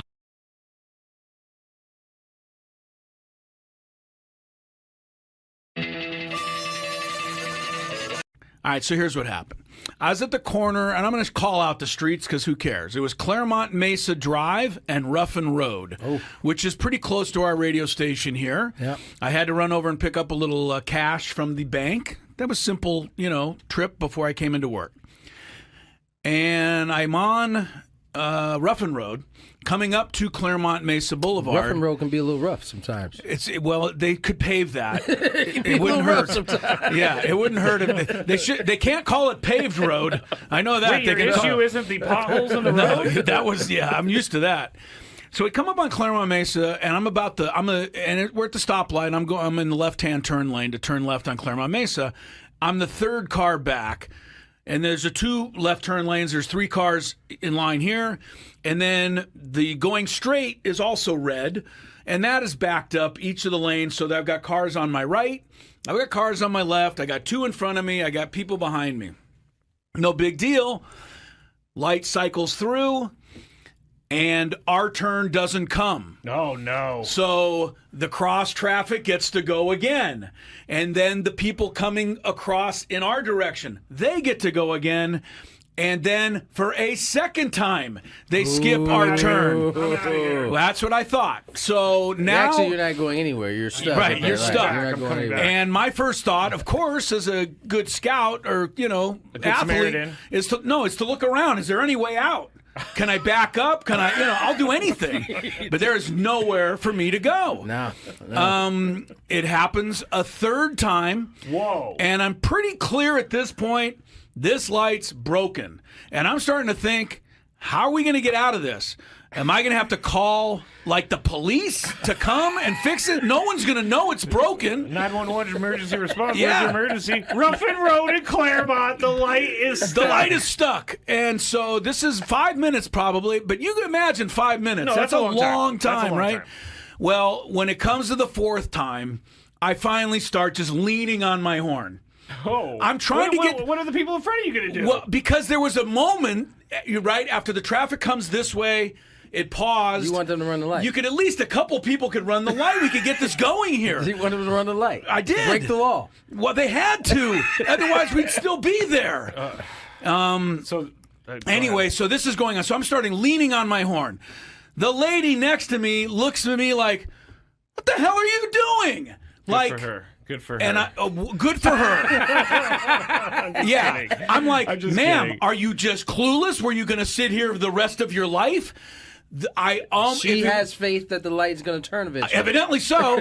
If it had gone again, the guy next to me on this side rolled down his passenger window. That starts to go down. I think he's going to be mad. And he's like, what? And I'm like, I'm pretty sure the light's broken. Like, how do you not know this? We've all been sitting here for 6-7 minutes now. The 2 cars at the very front of the left turn lane are not budging. So they apparently are content to sit there for as long as it need be. They also have faith that the light is going to turn. But I have no faith. What gives them that faith? Yeah, but what gave them the faith? I mean, it had cycled through 4 times now. The 5th time, I was going to just have to get out of my car and walk up to that and go, will you please do something? Or get, and if you don't, and I would have, something. You know what I would have said? If you don't want to run the light, just get out of my way so I can run the light. I'm not sitting here the rest of the day. And finally, on the 5th time, the first 2 people ran the light, and the next person was able to get half. You know what I mean? And after a couple more cycles through, I got out of there. But I don't know. Did the light ever start working? I don't know. If you're at Claremont Mesa Rough and Road, you might still be there. I don't know. This was 45 minutes ago or so. Wow. So my question to you is, how differently would you have handled this than I did? And I'll start with you, Tony. Would there have been any difference, or do you know? I don't know if I would have laid on my horn. You would have just never laid on it. I think I might have maybe rolled down the window, see if I could talk to somebody, see what else. See if anybody else was in on it? I don't think I would have laid on my horn because, listen, what you're asking is for them to, which may not be easy for everybody, and that is the timing between when because they're waiting for their light to turn. Yes, right? they were waiting for the light's not going to turn. But that also then requires them to guess the exact kind of when the timing of when they can go. And yeah, well, you know what? Figure it out. I think a lot of people wouldn't be comfortable with running the light, even under these circumstances. Well, I think not when there's other cars that could actually hit them. Okay, I think you are right. And the reason I think you're right is because of the 40 to 50 cars that were now piled up in my area behind me and around me. I was the only one honking. Right, and then nobody else thought to do this. All right, so here's what happened. I was at the corner, and I'm going to call out the streets because who cares? It was Claremont Mesa Drive and Ruffin Road, which is pretty close to our radio station here. Yep. I had to run over and pick up a little cash from the bank. That was simple, trip before I came into work. And I'm on Ruffin Road, coming up to Claremont Mesa Boulevard. Ruffin Road can be a little rough sometimes. They could pave that. It wouldn't hurt sometimes. Yeah, it wouldn't hurt. They can't call it paved road. I know that. Wait, your issue isn't the potholes in the road? No, that was I'm used to that. Tony Gwynn Jr., Chris Ello, Matt Skraby, just hanging out. Tuesday, a little cool out there today. 68 degrees out my way. I don't know about y'all. That's cool. Not cool. That's cool in San Diego terms. What are we talking about? In, golf this morning, 46 when we teed off. That's cool. That's cold. That's not cool. Yeah. That's cold. One of my daily gripes this year was when people in San Diego dress like it's 4 below zero outside and it's 72 degrees. It's crazy. Once it goes below 72, hoodies. We don't know Tony's kids well enough yet, but hopefully one day we can ask them to start taking some behind-the-scenes photos.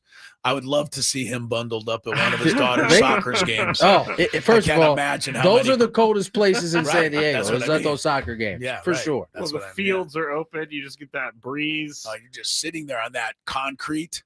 Double up on the socks. Yeah. Cold. Sweats only. Cold. Double up on the shirts. I don't have we live in San Diego, so we don't have I don't have a bunch of thick jackets. So you got to layer is what you have to do. So. I'll give you that. Skraby is really trying to avoid this game that's coming up. But he can't. He can't. It's coming his way. Do we need to check? Did we end up checking traffic? We need to check traffic? We need to wait a couple more seconds to check traffic. Meanwhile, while we wait, if you love Mediterranean food, try Spiro's for authentic Mediterranean cuisine in Coronado or La Jolla.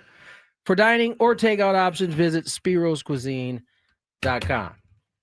I think we're gonna have to go to the traffic in the middle at some point. Let's play the game. Give me a second. I gotta move it. You gotta move the game? No, I gotta move the traffic so that we can open with the game. Hey, all you beautiful people out there, it's time to play one of our favorite games of the week. All right! We like to call it... Ooh, I'm gonna go... Chris's Fantabulous Sports Game Show! And it starts right now on 97.3 The Fan. All right, here we go. I'll try to keep it it is simple today. There are... Got to get to it. Here it is. 27 correct answers. Give me the board. He keeps trying to steal the whiteboard. You don't need it. You have his paper. Let me have the board. Behind the scenes here at the Fantabulous Sports Game Thank Show. You, sir. 27 correct answers, 29 points. That means there are 2 answers that are worth 2 points. So if you get either of those, that'll be a little bonus for you. A very simple category today, guys. In the Fantabulous Sports Game Show, the major 4 sports, you are looking to name teams whose nicknames are 5 letters or fewer. Ooh. Teams whose nicknames are 5 letters or fewer. Couple of quick notes. Although the 49ers and 76ers write out as 5, they're actually longer because they spell out 49ers would be way long. So those are not correct. And you can't use abbreviations like AVs. That would not be correct. Okay. They're actually the Avalanche. 5 letters or less. In any of the 4 major sports, 2 of them are twice, so you could get 2 points if you get those right. Skraby, you can go first. Skraby, is there an eraser over there? Like? Everybody should know the rules. These guys go back and forth. Saying correct answers. You get one wrong, you get a strike. 3 strikes, you're out. How many answers are there? I know you've said this. 27. All right. 29 points. You need 15 points to win. All right. That's what I wrote down. That's right.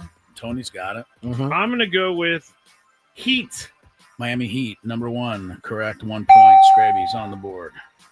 Very good. All right, Tony. Bulls. Correct. Oh, good one. It's also 5 letters. Tony's on the board. 1-1. Skraby, we're going quick. I'm going to go Jazz. Jazz. You guys are staying in the NBA to start. 2-1. Skraby leads. You guys are cruising early in the going here. Tony? Mets. Ooh, Which good one? Mets. Mets. Okay. Ooh. Well, the reason, I think Skraby knows why I just asked, but 2-2. Wait, isn't the real name the Metropolitans? No, that's just for fun.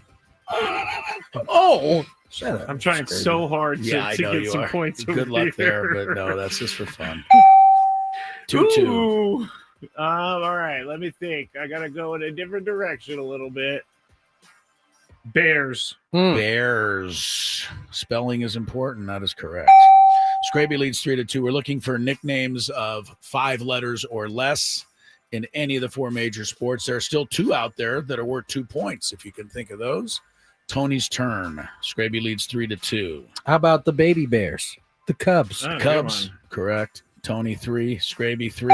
No strikes. I'm going to take one of those 2-pointers. You can, if you get it. The Kings. That's right. Very good, Skraby. Los Angeles Kings. Oh, wait, I need and another one. Sacramento Kings. 2 points. Skraby leads 5-3. Yeah. He emphatically got that one right. Yeah, he did, old punk. All right, there's one left in the 2-point category, but Tony, you're up. Twins. Twins. Yep, that makes it. 5 letters. Twins. 5-4, though. Skraby leads because of the 2-pointer. Skraby. You're up. All right. Looking for 5 letters or less team nicknames across the 4 major sports. It's early. Skraby leads 5-4. There are still, I think, 19 correct answers left. I'm going to go with our bosses, Hawks. Hawks. He likes to call them the Hawks, Atlanta Hawks. Correct. By the way, Blackhawks, not the same. So if you were wondering. Correct. Hawks lead 6-5, though they're called the Hawks most of the time. 6-4, Skraby. Tony, that 2-pointer would be helpful, but I don't think he has it yet. Yeah, I don't have it at all. Wow. What do we have here? What do we have here? 5 letters or less, nicknames in sports, in the 4 major sports. Tony there's really no time limit, but there, kind of is. You have to admit you don't have one. We don't play too hardcore, although Skraby probably would play harder core if he could. Yes. Giving you as much time as I can, Tony. Harder core? Yes. I don't know if that's the correct verbiage. Do not Google that. Oh, I think I got the 2. Oh, Okay. no, I can't think of the other one. All right. Is it the Jets? It is. Yes. Dang it! I only thought about the football team. Yes. New York Jets, Winnipeg Jets. That is correct. Tony gets 2. We're back even. 6-6. 12, actually 10 correct answers, 17 left, Ooh, all I worth needed 1 that. point. Something crazy right there. Jets. Let me came go through with for ya. the Spurs. Spurs. Correct. You guys don't have the same nervousness I do when I do this game, but as you guys are going through the answers, I'm always scared that there's one that you have that I didn't you put forgot. down. Right? I mean, I double check the stuff like 9 times before I go because you never know. Correct, Skraby. Good. You lead 7-6. Tony, still no strikes. 5 letters or less. Lions. Lions is Tigers correct. and Bears. Oh, my. What was that from? Wizard of Oz. Yeah. Oh, see, I'm not a Wizard of Oz fan. I mean, It gave me the willies when I was a little kid, and I've never Never gone gone back back? to it. Yeah, never gone back to it. The Wicked Willies. Witches and stuff. It was too much for me. 7-7. Skraby. 15 correct. Still a long way to go here, but I'm going to take a tough one off the board. you may. The Blues. St. Louis Blues. BLUES. That's 5 letters. And correct. That's a bunch of malarkey. 5 letters or less. By the way, all of these are 4 or 5. There's nobody 3 letters. So just as an aside. Tony. How trailing about 8-7 now. the Rams, baby? The Rams. Wow. I don't understand why you yell the Rams. What was that for? Because It you was hate because the I Rams. won this game on the Rams. Yeah. Oh, and another And it was one of category. those like I haven't won in about 87 tries, Okay. and so I'm happy about this. Got it. It may have even been the stripe on the helmet one. That was it might have been. It might have been. On the helmet game. He said that was a great game. That was, though. That was one of his favorite I like that categories. one. Yeah, I like that one. All right, Skraby's ahead 8-7, I believe. Or no, 8-8. Tony just 8-8. tied it, so Skraby's 8-8 up. player. I'm gonna go 9-8. Oh, you feeling Tony's good? team just lost to the Suns. Suns, correct. Skraby's going pretty heavy in the NBA. He Just leads 9-8. strange. Very strange, especially as bad as you talk about him. Mm-hmm. Oh, is tonight the courts? Is tonight the NBA Cup? I think they've Wednesday, already right? settled it. No, I think Oh, it's so on to the, they're into the. it's on to the tournament yeah. part of it now. Oh, But I'm yes, really it's- happy they made this so Yes, easy to. I don't know who's in understand. it. Yeah, they didn't make it. They don't make it easy to I know. understand. I'll agree with you there. All right, Tony trailing. Wait, I don't think we've used it yet. The Colts. Colts winner. Winner, chicken dinner. Yeah, 4 or 5, 9-9, 16 correct, 11 to go. We're getting close to the nitty gritty here. Not quite there. 5 letters or less. Sports teams in the major 4 sports. I'll go Magic. Orlando Magic. Skraby taking again NBA. Skraby's got all the NBA so far, except for the Bulls. Tony got 10-9. Tony back for a tie. Bucks. He got the NBA 10-10.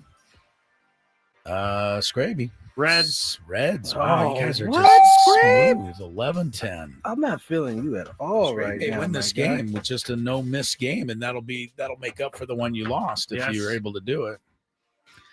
Nobody's missed one yet. I'm getting thin though. I'm getting thin too. Well, buddy. the choices are getting thin. 1, 2. I see 3, 6, 7 left. Reset the topic for us. Yes, 5 letters or less. Major 4 sports. You're looking for 5 nicknames that are 5 letters or less. How about Tony Gwynn Jr. is the answer. Yeah, there's only 6 left. So There's 6? yeah, 6 left. If you get you're ahead 12-11 right now. how about the Nets? You say them yet? Brooklyn Nets. That's a good one. Winner. We said Mets. I thought Mets would lead the Nets, but it didn't. Oh, is that what you were That's alluding why- to? that's when you said- I was like, what is he talking about? You said Mets. I wanted to make sure which one you said. I got I got tied game. Again, we have let me make sure. 4. Yeah, only 5 answers remain. So it's best of 5 now. I'm not going to tell you what sports remain. I think that would be too helpful to you at this point. You guys got to come up with them. You guys got to kind of police yourselves on a time limit because we don't have an official time limit. And I think if you thought forever, you'd probably get them. But what are the 5 nicknames with 5 letters or less from the 4 major sports? It gets that are remaining? tricky. I don't think we've said Ducks. Oh, you punk. But they are the mighty. No, they used to be the I Mighty was Ducks. just about to get crazy. I know they used to be the Mighty Ducks, but they are the Ducks now. You should have called him on it. Yeah. You should have called him. Skraby by 1 point. 4 answers left. Tony Oh, No, I don't like that Yes. sound. I don't Yes. like that sound. thinks he came up with 1. I do. Only because Skraby is such an annoyance about it. All right. Oh, wait a minute. No, Oh, wait a minute. I don't think I can use it. 6 letters. Says, well, he's not sure. Well, I can't help here. This game is too tight. You got to Oh, Stars? Dallas Stars. They're Correct. still around. Yes, they are. Thank God. Because I was not sure. Tied at 13. I'm not going to lie. I almost said the Leaves. Oh, Maple Leafs. And I Yeah, caught they're the- myself. Yeah, they're the Maple Leafs. Yeah, Yeah. that would have not been correct. Dang it, I keep counting the letters. All right. 3 teams left. Skraby, you need 2 to win, and I think you're going to because I don't think you guys are going to miss one. Here's one. I hope there's still a team. The Wild. Wow. You just pulled that. Minnesota Wild? How did you even know that they exist? That's correct. 14 I always thought the name was to weird. 13. Tony needs the last two, so he's going to need one and then a Skraby miss. Again, the category is fun, 5 letters or less, but it's not my favorite because you guys are getting them all right. I like when you miss a couple along the way. Tony, what are the other? What is there? 3 major sports? What we? 4 major sports. There are 4 major sports. I can't name them for you. You're gonna have to come up with those on your own. There are 3, just 2 correct answers left. 2 teams that have not been named yet. In the 4 major sports that are 5 letters or less. Tony Gwynn Jr. to try and tie it and put the pressure on Mr. Skraby. Can you come up with them? Out there, maybe somebody knows them. Which 2 have not been said yet? You can't even give us a league? No, I can't help. I think it's been too easy to this point. Have we said the Bills yet? I don't know. Are you guessing that? Yes. Not. Bills was correct. No. Oh! I think we should do. I mean, I'm not trying to be mean, but I think it was 45 seconds fair, Skraby. Yeah, and then Tony gets 45 seconds. Yes. I mean, you've been thinking about it already. We have traffic too. If we we do don't. that after. No. This is too important now. This too is important. He says. right down to the thing. Here's my stopwatch. Go. Oh gosh, I'm blanking on There's everything. one left. Right now. One left. In the 4 major sports, it's 5 letters or less of the nickname. One left. You guys have gotten every single one but one. There have not been a strike. Not trying to put pressure, but that's 20 seconds down. I love how I get the timer in it. Well, You went first. He'll get the timer after this. Then you'd get another turn. This is nuts. You're down to 15 seconds, Scrabe. Come to me. Come to Papa. He says 10. Oh no. 5. I don't This is hard with the clock running. I don't have anything. All right, he didn't make it. Tony, I'm resetting. No. 45 seconds starts now for you to come up with it. Tony Gwynn Jr. for the win.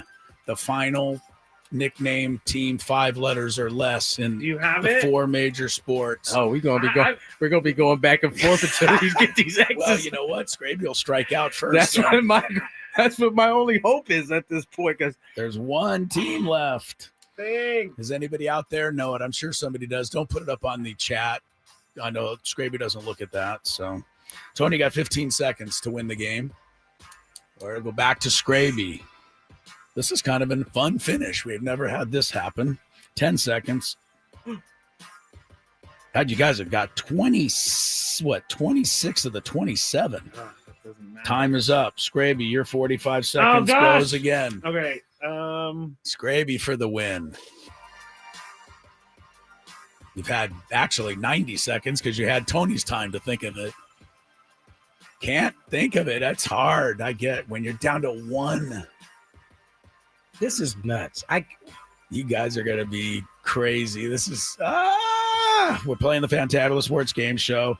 Skraby, you got 20 seconds left. You got to come up with a final nickname team that is 5 letters or less in the major 4 sports. Think of this You guys team. have got them all. You went 26 for 26 until this one. No. 5 seconds, Skraby.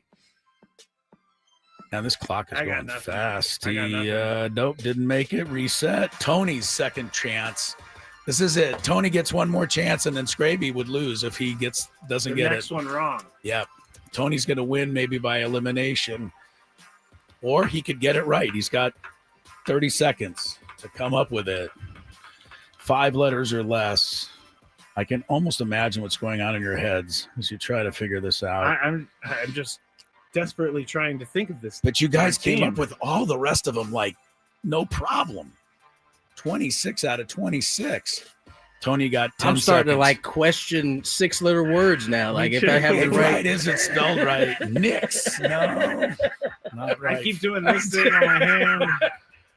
2 seconds. All right, it's down to this. Skraby, you got to get one in 45 seconds. The music's going to play one way or the other. Either Skraby wins or Tony wins because Skraby doesn't come up with it. And he has 35 seconds. Oh, gosh. Oh, no. Does anyone out there know it? I'm sure somebody's got to have it, but it's hard to know which one they haven't said yet. That's what they're trying to come up with.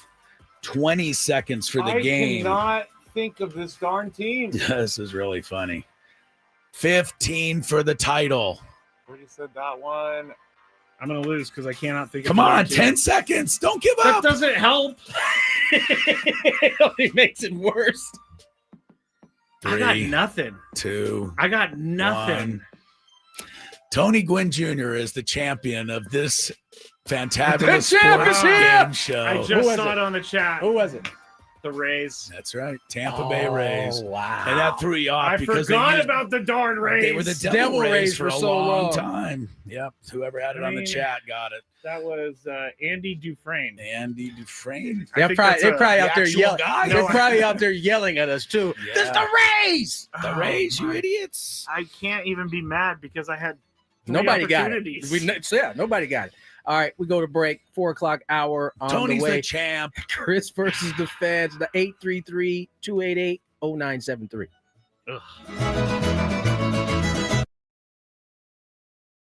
Tony, you care more. to, Tony, I don't know where Tony went. Because Tony, I see the corner of his room. Oh, well, hopefully he'll be back shortly. Harbaugh. I'm not sure where he went. I might text him to see if he's okay here in a second. Hope he didn't. Yeah. Did you think he fell in the shower or Well, I hope he something? didn't meet with foul play. You think he met with foul play in our commercial break? I don't know. I mean, he is in New York City. So. He's in New York City. It could be, you never know. All right, we'll just go forward. We're just going to go forward without Tony. I'm sure he'll rejoin us when he gets a moment. Everybody stare at that box in the top right corner because it's just the corner of his room. I'm going to look now. I'm kind of intrigued. Oh, someone says maybe he's in the bathroom. I don't know. He's been known to go there. As have all of us, frankly, but him more than most. Over under, Tony just forgot that he was doing the show. That's not nice. So maybe that's what they're thinking. You know what just hit me, Chris? No. What if Tony went out to get like ice or something and he forgot his room key? That is something Very that well he possible. is more than capable of doing. Because he would never be gone this late, this long, with knowing that he was on the show. No kidding, man. We took a commercial break like 5 minutes ago, and he has not returned. I'm going to text him. Like, are you out in the hall trying to get into your room Say, right now? Everything okay? Oh, no. This Question is mark. scaring me. No. Did you hear back from Tony yet? No, I'm thinking something. I'm thinking he locked himself out. He doesn't have his phone because it's in the room, so he's down at the front desk or something. I don't know. I'm sure there's a story in here somewhere. There's definitely got to be a air. story. Anyway.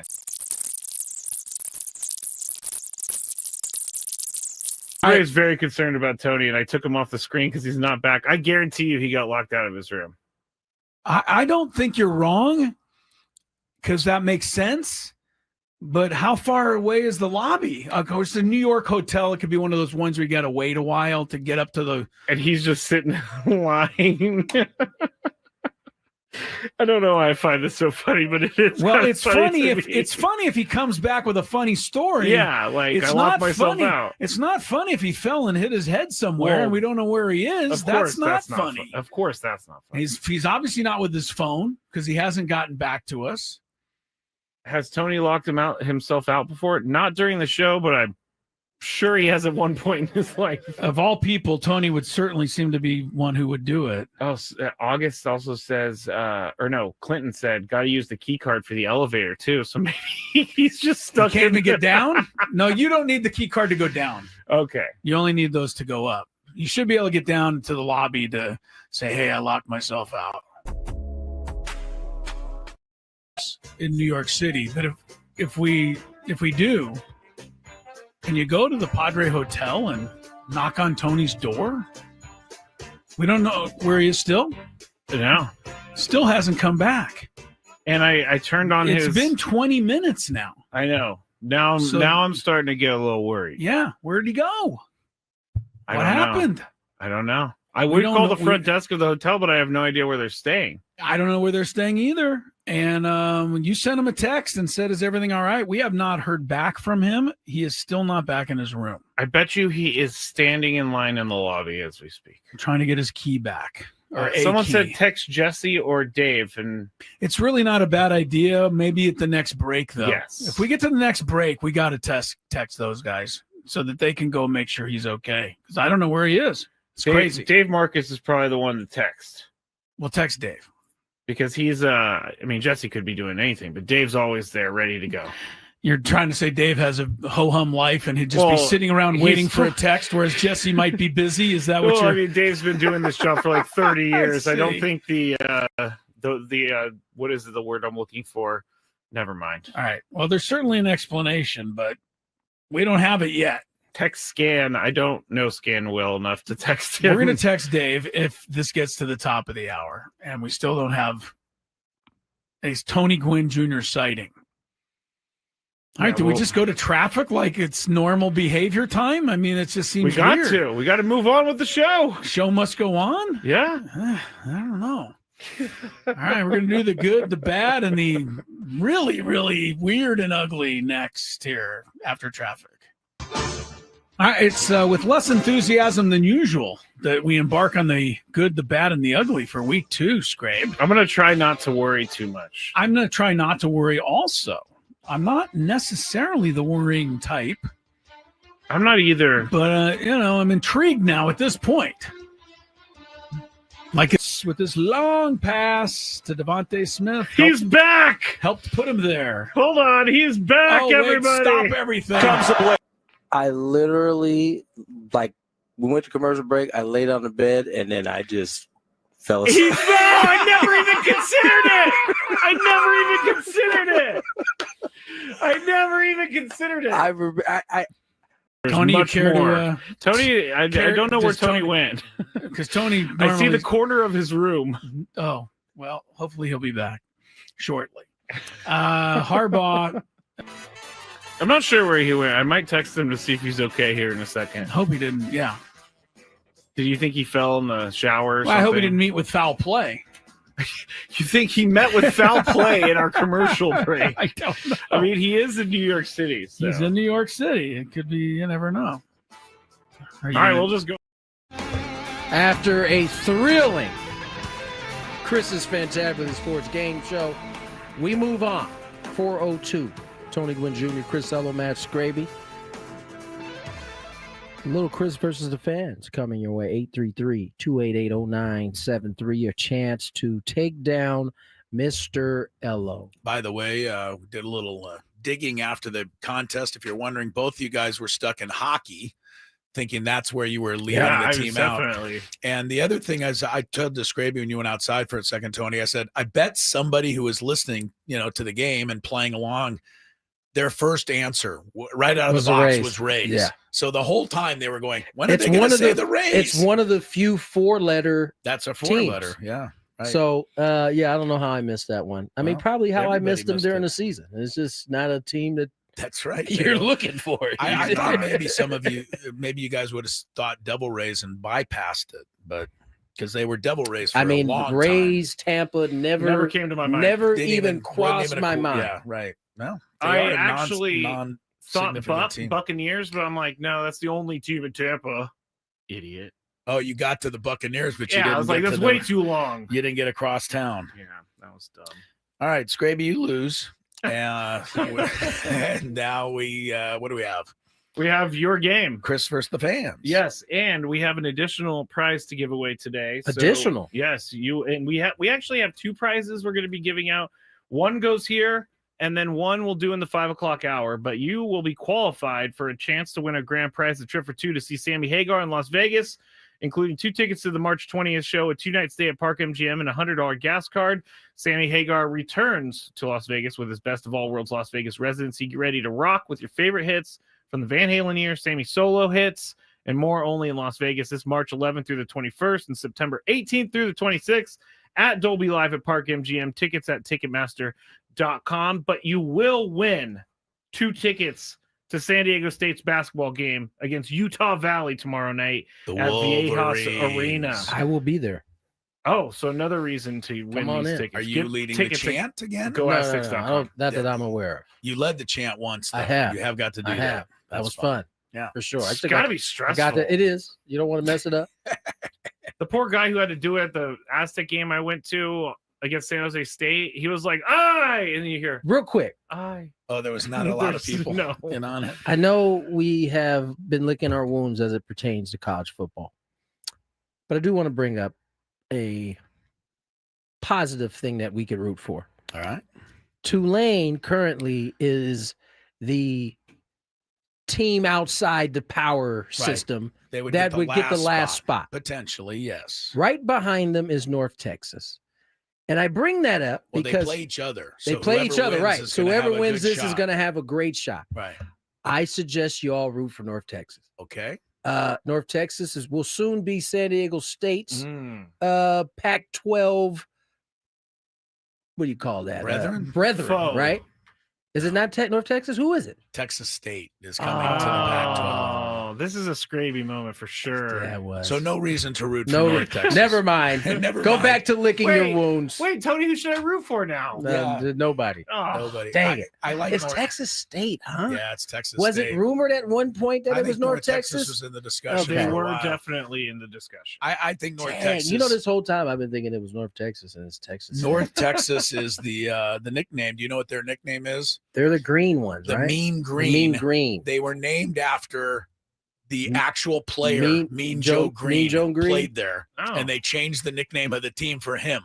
All right. That's probably the only team that can say Texas. that. What school? What colors does Texas State wear? I don't know anything about Texas I think they're State. are they the Bobcats? I know they're I in don't know San what they are, Marcos, but- Texas. I don't know anything about them, but we'll I find think out more they're about either them. the Bobcats. They are the or- Bobcats. and they're like maroon or something. Boko the Bobcat is the mascot. Boko. Ah. How would he do against Bevo in a fight? Good question. I don't know. Not Bobcat sure. versus a bulldog, or no? No, Longhorn is Wait, Bevo. yeah. Bevo wins. Yeah. I still give Uga the championship over Bevo, even though was it Bevo that scared Uga, or was it the other way when they were next Bevo to each broke other? out of his pen and Uga had to be and took out protected. some old woman. That was a funny one. All right, let's get to our Chris versus the fan. If you had one shot, one opportunity to take down the human almanac himself, Howdy do. now is your time. Listen to me, this guy is dangerous. Now is your opportunity to win a prize. Well, I hope you know what you're in for. Chris versus the fans starts now on 97.3 The Fan. Tony and I are just talking about Texas State being a school. You guys that- remember in the program? That's certainly a school that sounds like they play. Like they have a in the movie conversation where program. they're like, I don't know, Texas State is pretty good. I think Texas State was the name of a penitentiary team in It a totally couple was of too. movies. All right, I already gave Oh, you the man. prize, the I think, rules. Burt Reynolds in The Longest Yard sounds like he played Texas State. Yes, he Sounded did. like The look on Chris's face going back to He when I was was super trying excited. so nicely to let you I down. didn't know how to tell He you. was I didn't know how to let he you was down. like, nope. Everybody go back and watch Chris. All right. Nope. You have to make it through 3 questions.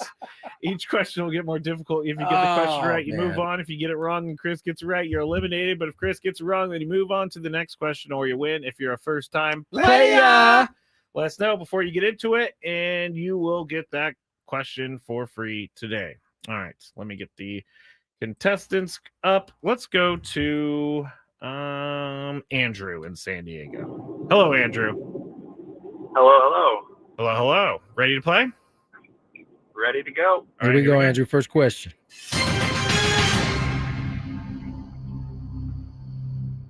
What color would you primarily associate with the shirts of the Arizona Cardinals, Copy and paste. Manchester United, and the Calgary Flames hockey team? Red. That was such a ridiculous question. Why didn't you just put the Cincinnati Reds in there? No, that was just Oh, that was a man. copy and paste job right there. Question number 2. Shirts I didn't even pick up.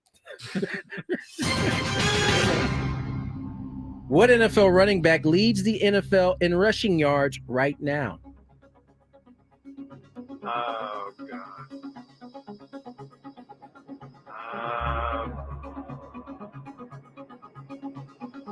LaDainian Tomlinson. LT back out there. All-time favorite. Come on for in sure. and tell me I sent you. There it is. I was so glad you played that. Good job, Skraby.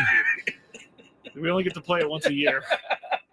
LT deserves more mentions on this We show. should be playing that far He more often. honestly is one of the most fantastic athletes I've ever hung around, by the way, along with being a great player. People, too, yeah. That's what I mean. He was great. I'm going to try Jonathan Taylor, but he's been down the last couple of weeks. I'm not sure. Still there. Sorry about that. Come on back to earth, Colts. Come on back to earth. Tony's been waiting for this moment, just like I've been waiting for the Patriots, and it's not happening. All right, let's go to our next contestant. Let's go to Steve in San Diego. Hello, Steve. Hey, guys. Hello. Here we go. First question. Where did one Dylan Cease sign in free agency this offseason? Toronto. Indeed. Question number 2. Who holds the record for most threes in a single game by a Warriors player? Klay Thompson. Oh, you're not tricking him. Here we go. By the way, I think that's the record for anybody. Yeah, it is, I think. I had to give Warriors. I don't know. Anyway, correct. One more. Oh, here we go. 14, I believe, is how many he made, if you're wondering. Actually, don't know the answer to that, but I'll take it. Oh, man. I think that's kind of a giveaway, so I won't ask it. No, I will. You know, these 2 of these 4 questions are quite dark, I must say. That's fine. What tragic NASCAR event occurred during the Daytona 500 on February 18th, 2001? That's when Dale Earnhardt passed away. I won't even Clean celebrate that because sweep right that's pretty there. good. That's pretty Well good. Stay done, there, Steve. Good job, buddy. Give him a round of applause. Now, You know the Dale Earnhardt, that was so awful. So and, you know, I don't know. I imagine NASCAR people will tell me all of the great things that have come out of that in terms of being safer. I can tell you the first one I is think the the neck harness. Yeah. Yeah, because when he went into that wall, it looked like any other accident. It didn't look worse than a lot of ones you've seen. So it was shocking. Yeah, you couldn't. and It wasn't tragic. like his car flipped over or anything like that. Yeah, because he went into the wall and you went, wow, that sucks. He's out of the race. But you never thought that he would die in that. I recall ESPN doing, it might have been with Junior, that they did they did the whole neck harness thing and kind of got to see, like, I mean, those guys don't even really move now at those high speeds.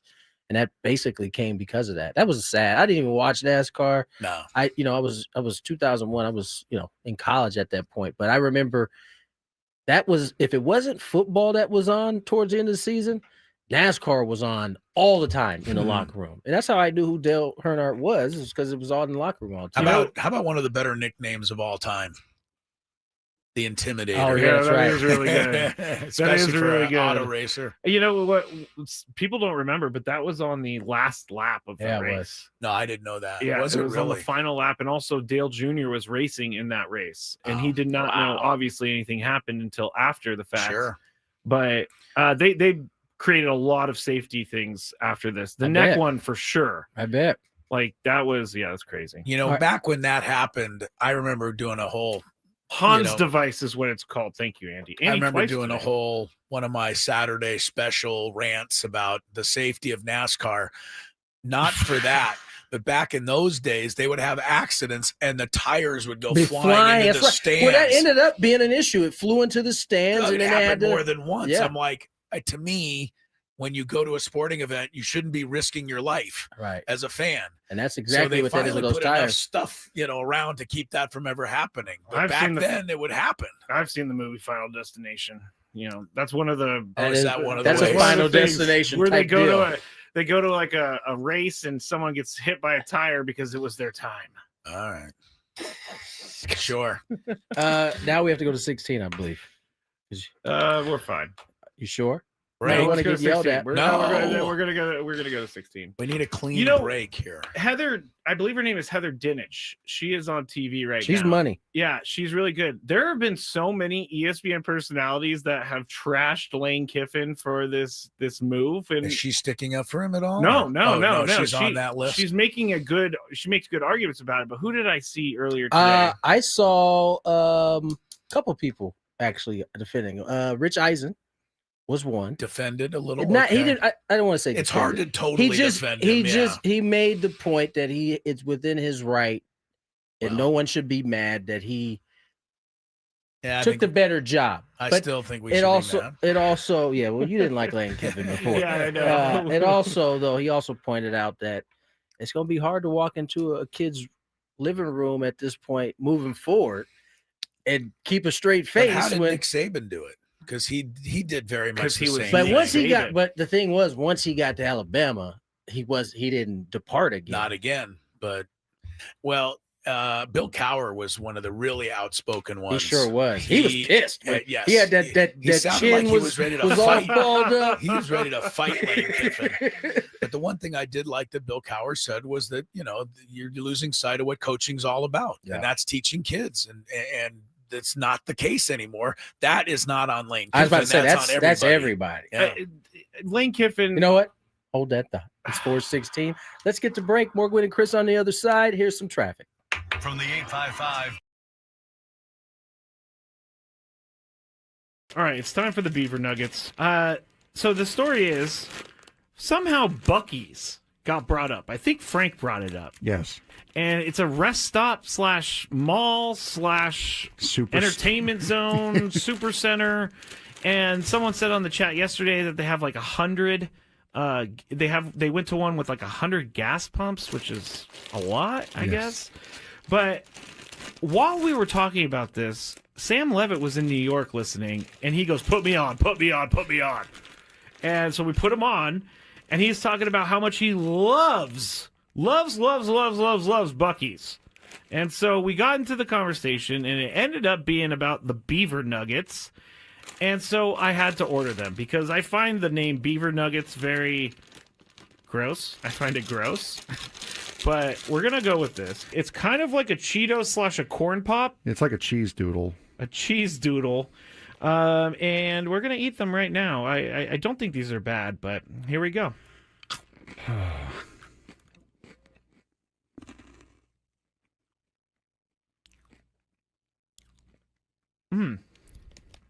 I like it. It tastes like a corn pop. I was going to say it tastes like a waffle, really. It does kind of taste like a waffle. You know what? I'm in. These are good. Yeah, I'm not. You want another one? No, I don't want another one. But yeah, I mean, it tastes like a waffle, like a waffle with syrup on it. It's pretty good. I gotta say, I'm not hating these at all. Actually, they're very good. I like this. The waffle is a perfect explanation. If you've ever had, I'm sorry, I'm talking on the microphone with food in my mouth. But if you've ever had a what is it? A Lay's potato chip that's waffle flavor. It's kind of like that. Sad Fryer says, "Are they cheesy?" No, they're not cheesy at all. Actually, they're sweet. No, it's like a hard waffle with syrup on it, with dried encrusted syrup on it. Now I don't exactly know what the puff is. It could be just fake something. Most likely. I mean, it's like caramel a little bit too. All right, I gotta stop eating these because I will eat the whole bag. I love these things. I'm gonna leave them here though because I will eat this if I go home. It's just gonna be a bunch of beaver nuggets in my bed as I sleepwalk or something like that. All right, it's time for the Beaver Nuggets. So the story is somehow Buc-ee's got brought up. I think Frank brought it up. Yes. And it's a rest stop / mall / entertainment zone, super center. And someone said on the chat yesterday that they have like 100. They went to one with like 100 gas pumps, which is a lot, I guess. But while we were talking about this, Sam Levitt was in New York listening, and he goes, put me on. And so we put him on, and he's talking about how much he loves Buc-ee's. And so we got into the conversation, and it ended up being about the beaver nuggets. And so I had to order them because I find the name beaver nuggets very gross. I find it gross. But we're going to go with this. It's kind of like a Cheeto / a corn pop. It's like a cheese doodle. A cheese doodle. And we're going to eat them right now. I don't think these are bad, but here we go.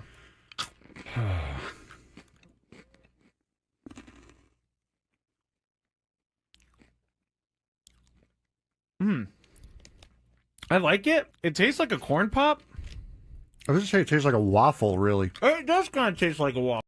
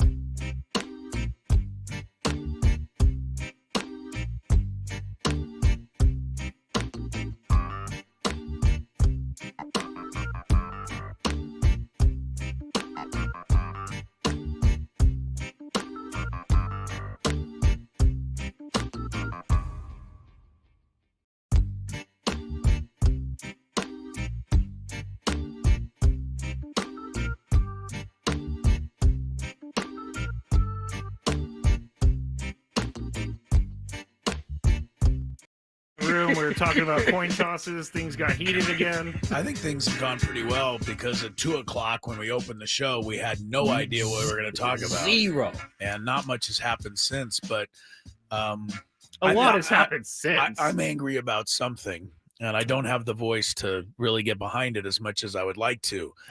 But something's happening in college football right now, Tony. Like right now? Yep. That is even worse than what, the Lane Kiffin thing. Did this just happen?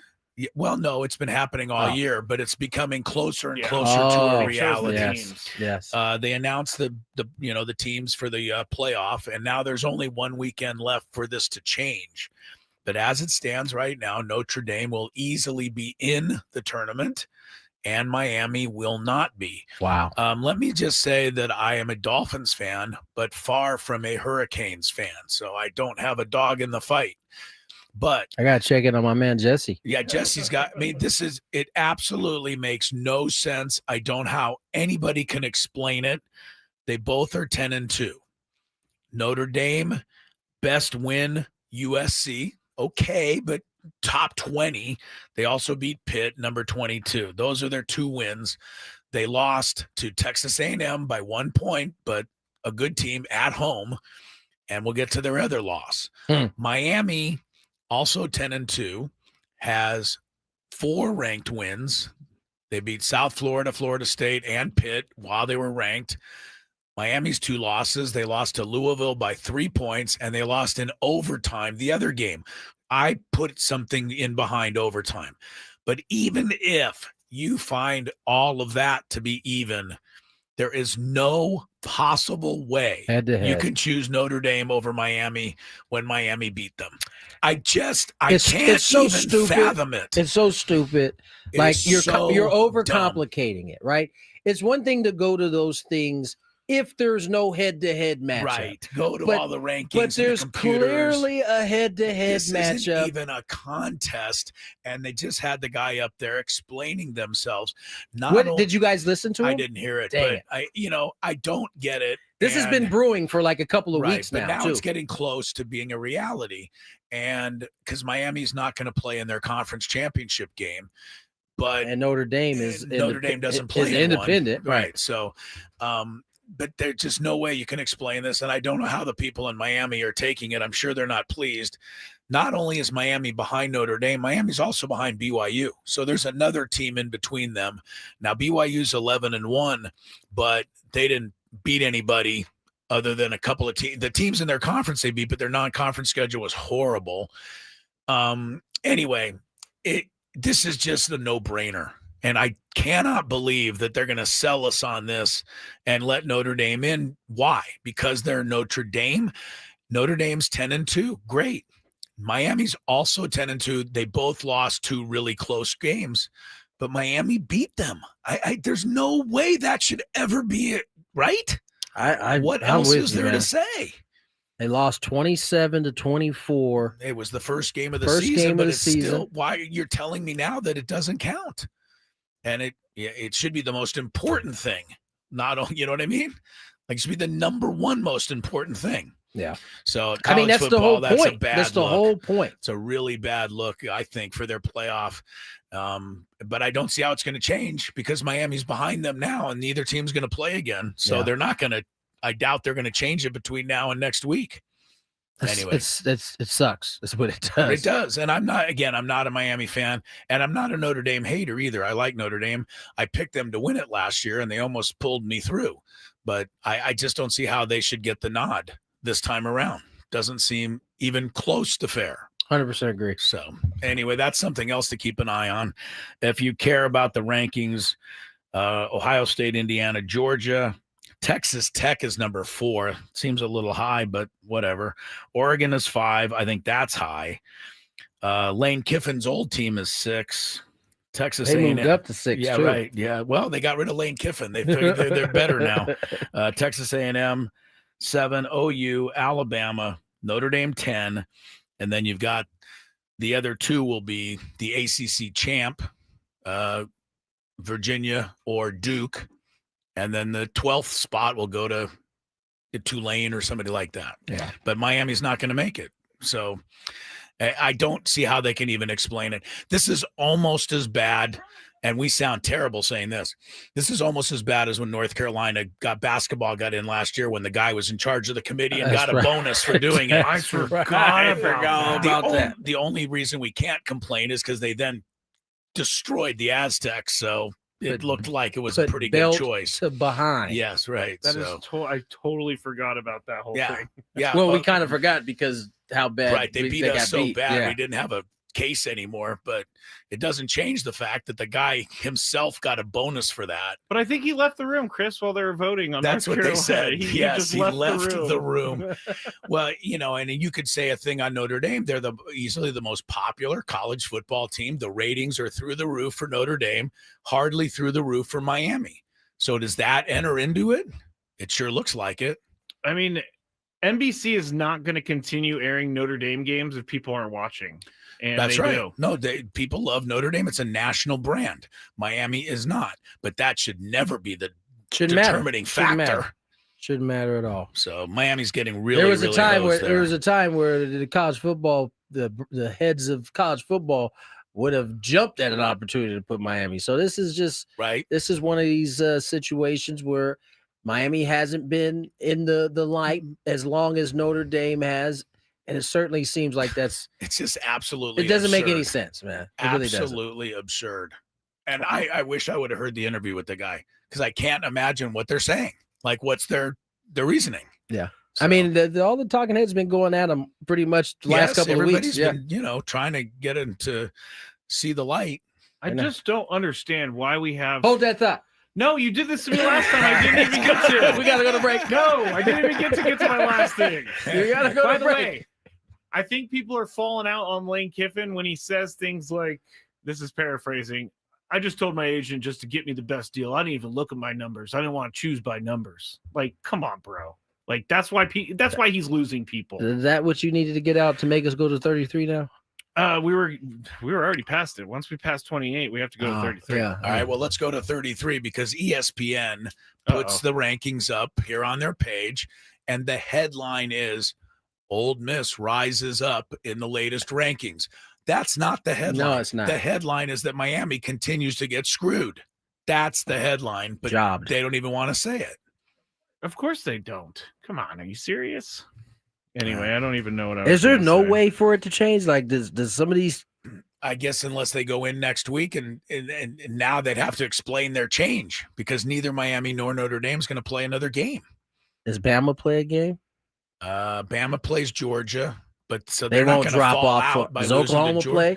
Oklahoma does not play. Yeah. So I mean, you start Texas going too A&M far does up. not play. Yeah. Ole Miss does not play. Man. So all those teams are going to stay put. Oregon doesn't even play this week. So yeah, it's a mess, I think. But I love how ESPN, because ESPN plays favorites, right? We know 1,000% they do. they play favorites in favor of college football. And it's just funny, they won't criticize them, anywhere near as some of the other sports. I just don't get why we're letting just a bunch of people choose the colleges. I just, like you said, it should go by records. It's pretty It's simple. a committee. They're in there. They're really Well, like. not only that, but if you do the computers, they put it up on the screen. What is the FPI football percentage index? Okay, that's a computer. Notre Dame is 3, Miami is 7. Again, how does the computer arrive at that? So if you choose people, they're getting it wrong. And if you choose the computer, they're getting it wrong. I think they should give us a shot to do it one Just year. us 3? Just us 3. Yeah. I Well, think that we would make be a lot more sweet. sense than they do. Yeah, we would make sure the teams that Well, need San to Diego get State into would it. be in there going to Georgia like they should be. 100%. That's 100%. All right, let's get to break. Skraby has a classic Big Five ahead. More and more Lane Kiffin talk. More Gwynn and Chris on the other side. Ben and Woods.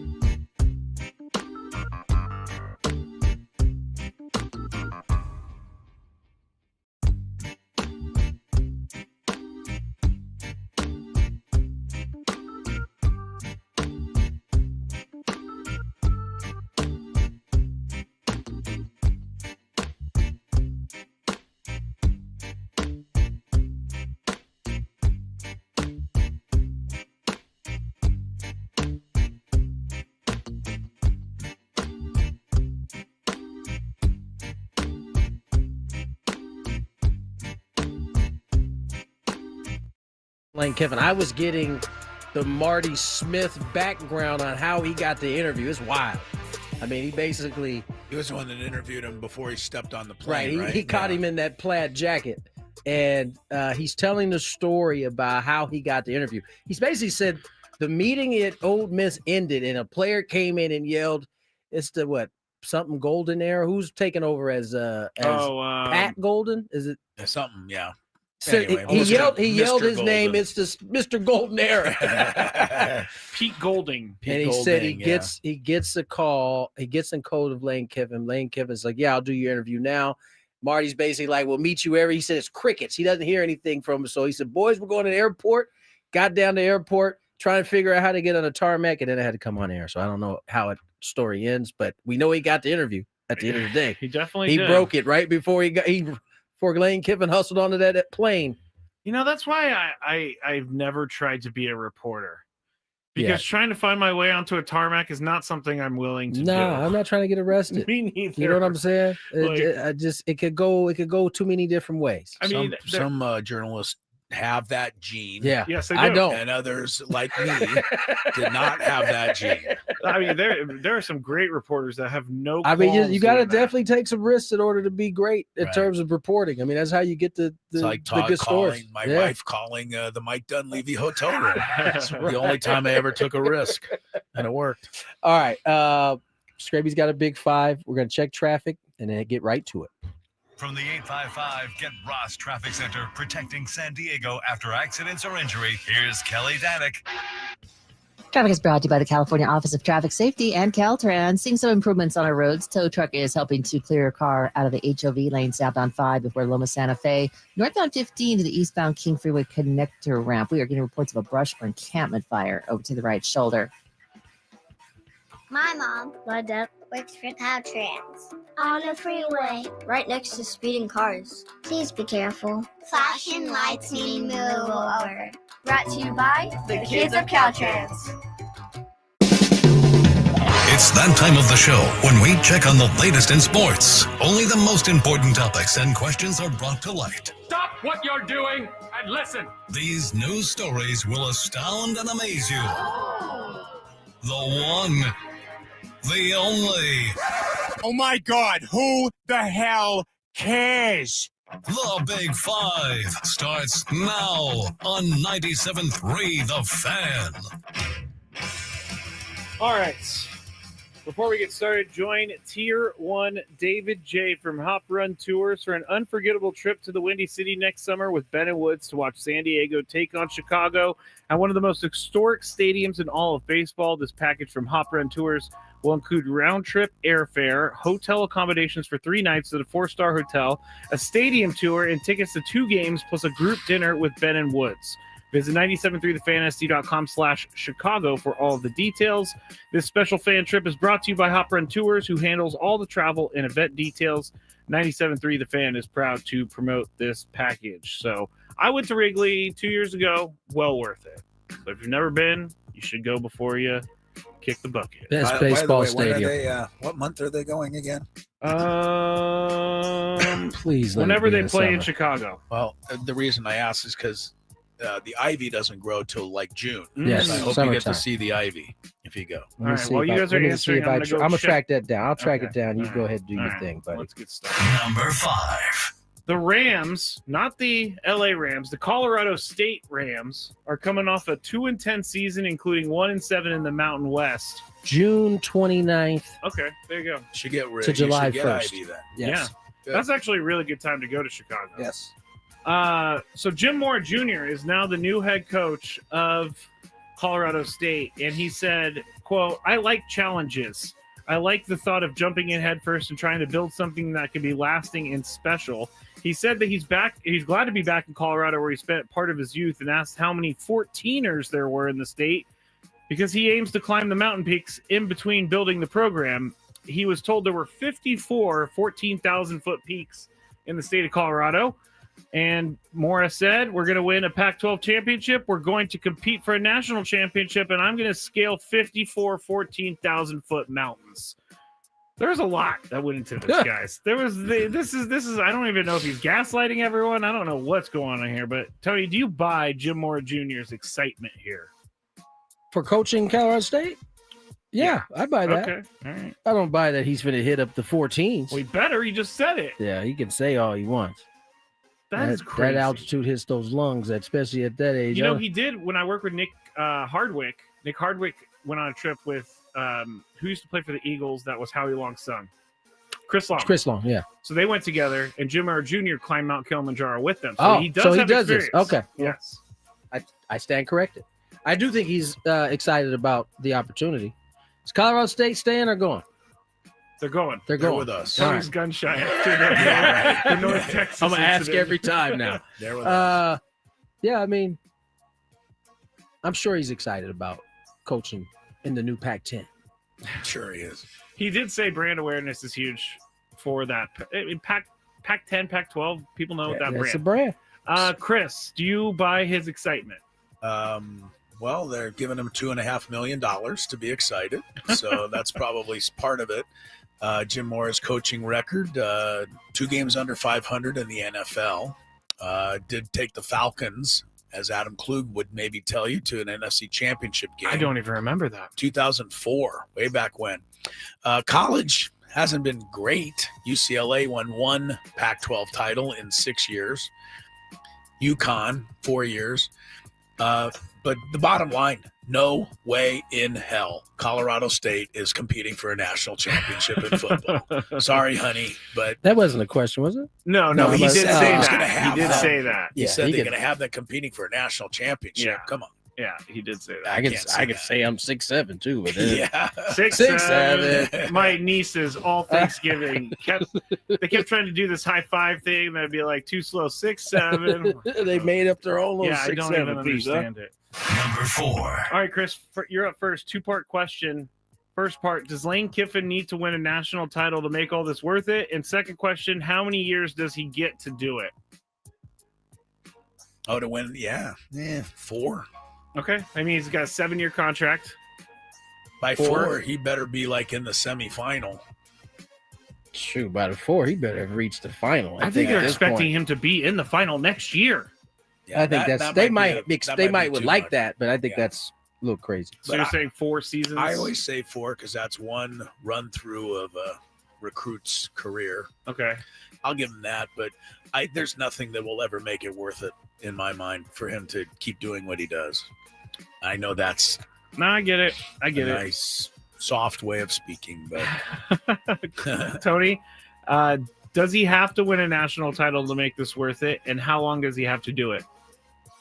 I mean, based on the governor that he has over him, based on the president of the United States, who's apparently in on this. I'll be fair to Trump. He was just brought into the conversation. Yeah, he was. It wasn't his.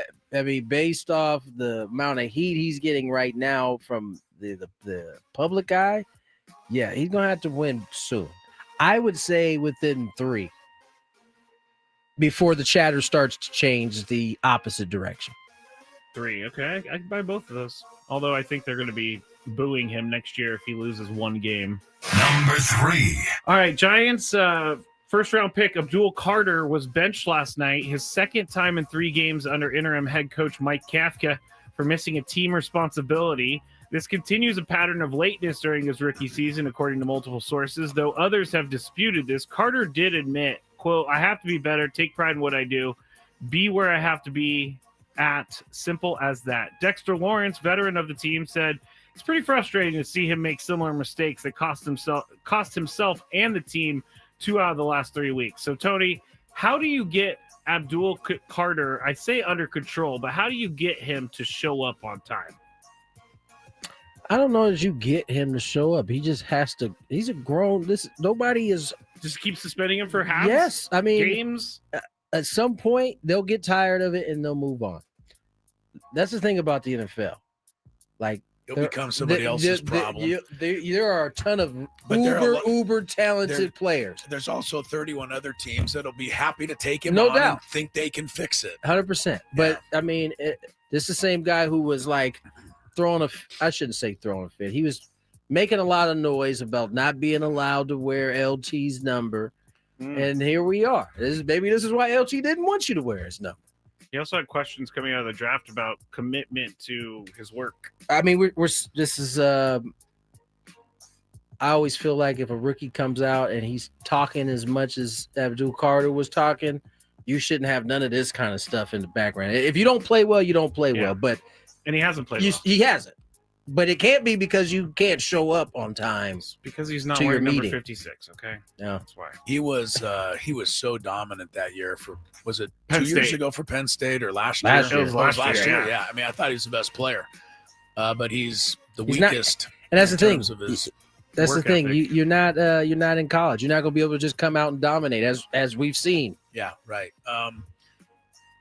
I would say who drafted him? Joe Shane. That's another reason to get rid of that idiot if you're a Giant fan. But the Giants fans are going to get this guy fired. They're trying. They're trying hard. I don't know. Maybe Abdul Carter just hoodwinked Joe Shane and everybody else. But you got to be able to tell this stuff in an interview. Did Saquon hoodwink him too? I guess. Yeah, Because Saquon said he would call him before it. Remember, would you call me before you take the job with the Eagles? Sure, I will. That's right. To me, this is a general manager's mistake. You've got to be able to, come up with this information that you're drafting this high. It's too expensive. Somebody that is dangerous. It's too expensive not to. This. Yeah. I love Can't reading blow the this comments, stuff. and this came from a New York Post article, so it was some good comments Oh, on yeah. that article.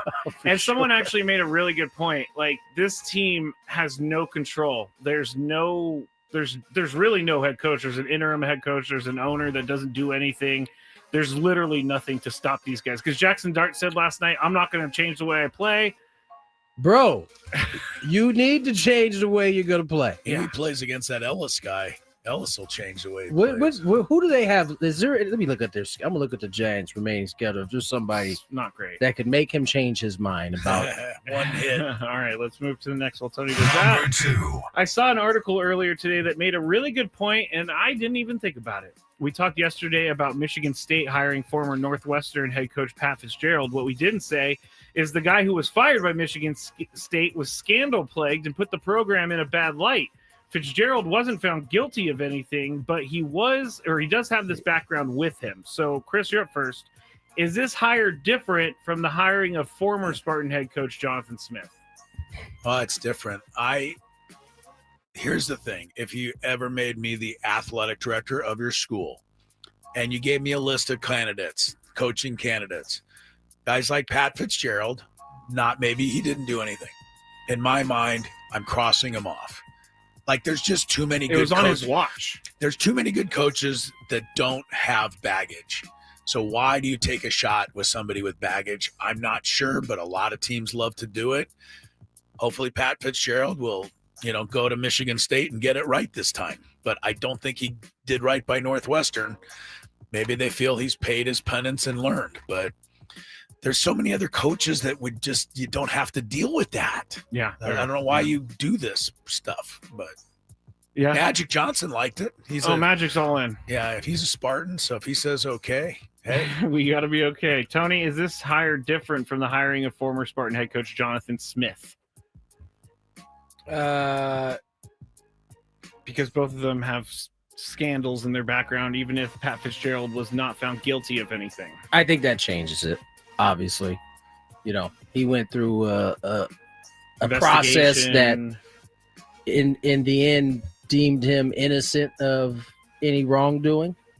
And so I think that does give cover to Michigan State somewhat, which is different than the other situation. Somebody gets locked in a hallway or in a shed at Michigan State, they're going to sure feel like a bunch of idiots. 100%. For bringing this guy in. And guess what? Everybody will be like, we told you so. Right. So, but, until then, I think I could see how this was easier to kind of pull off. All right.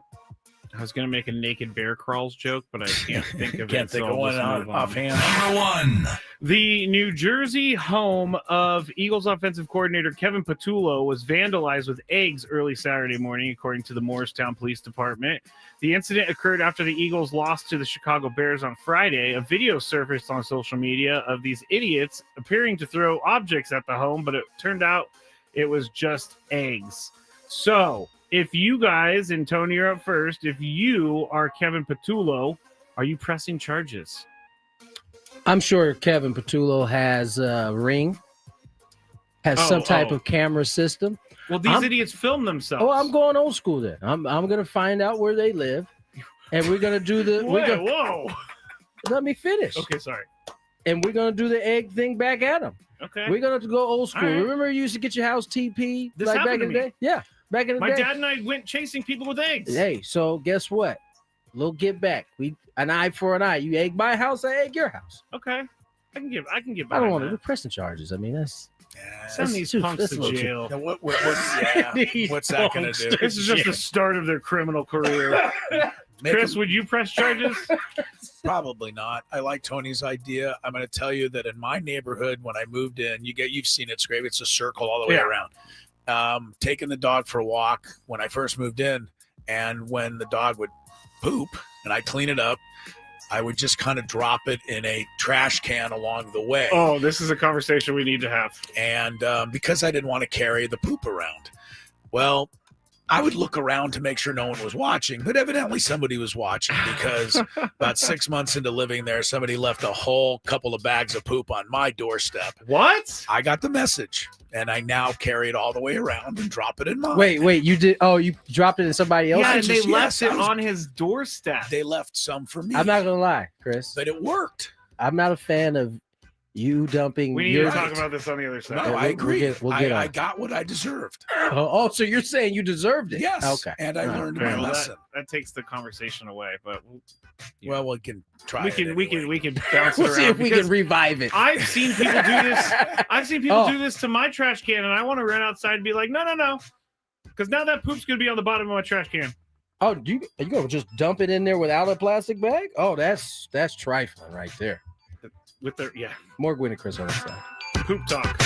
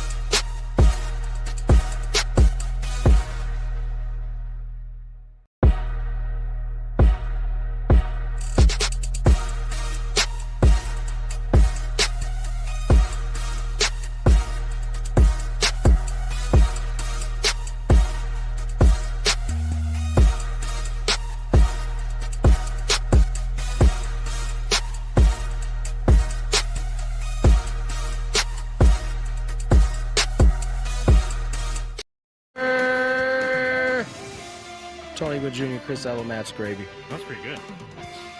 What are we talking about here, fellas? Poop. It was like you were waiting for that question. That's where we left Yes, off. Skraby wants to talk about poop.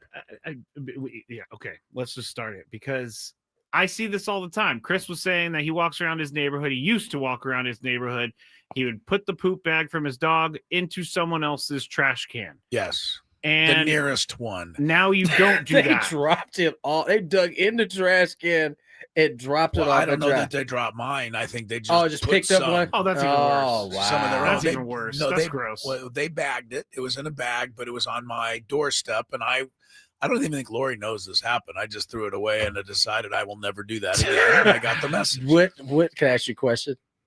What would Lori have said if it was dropped off and she knew that you dropped it off in someone else's? I think she would have screamed holy hell in the neighborhood and complained until I had to tell her why this probably happened. My point is she would have been upset with you that you dropped it She off. would have been It's a little my- upset yeah. at me, but she would have been more upset, right? That this, she would have been like, all right, I'm calling like the people and the, yeah.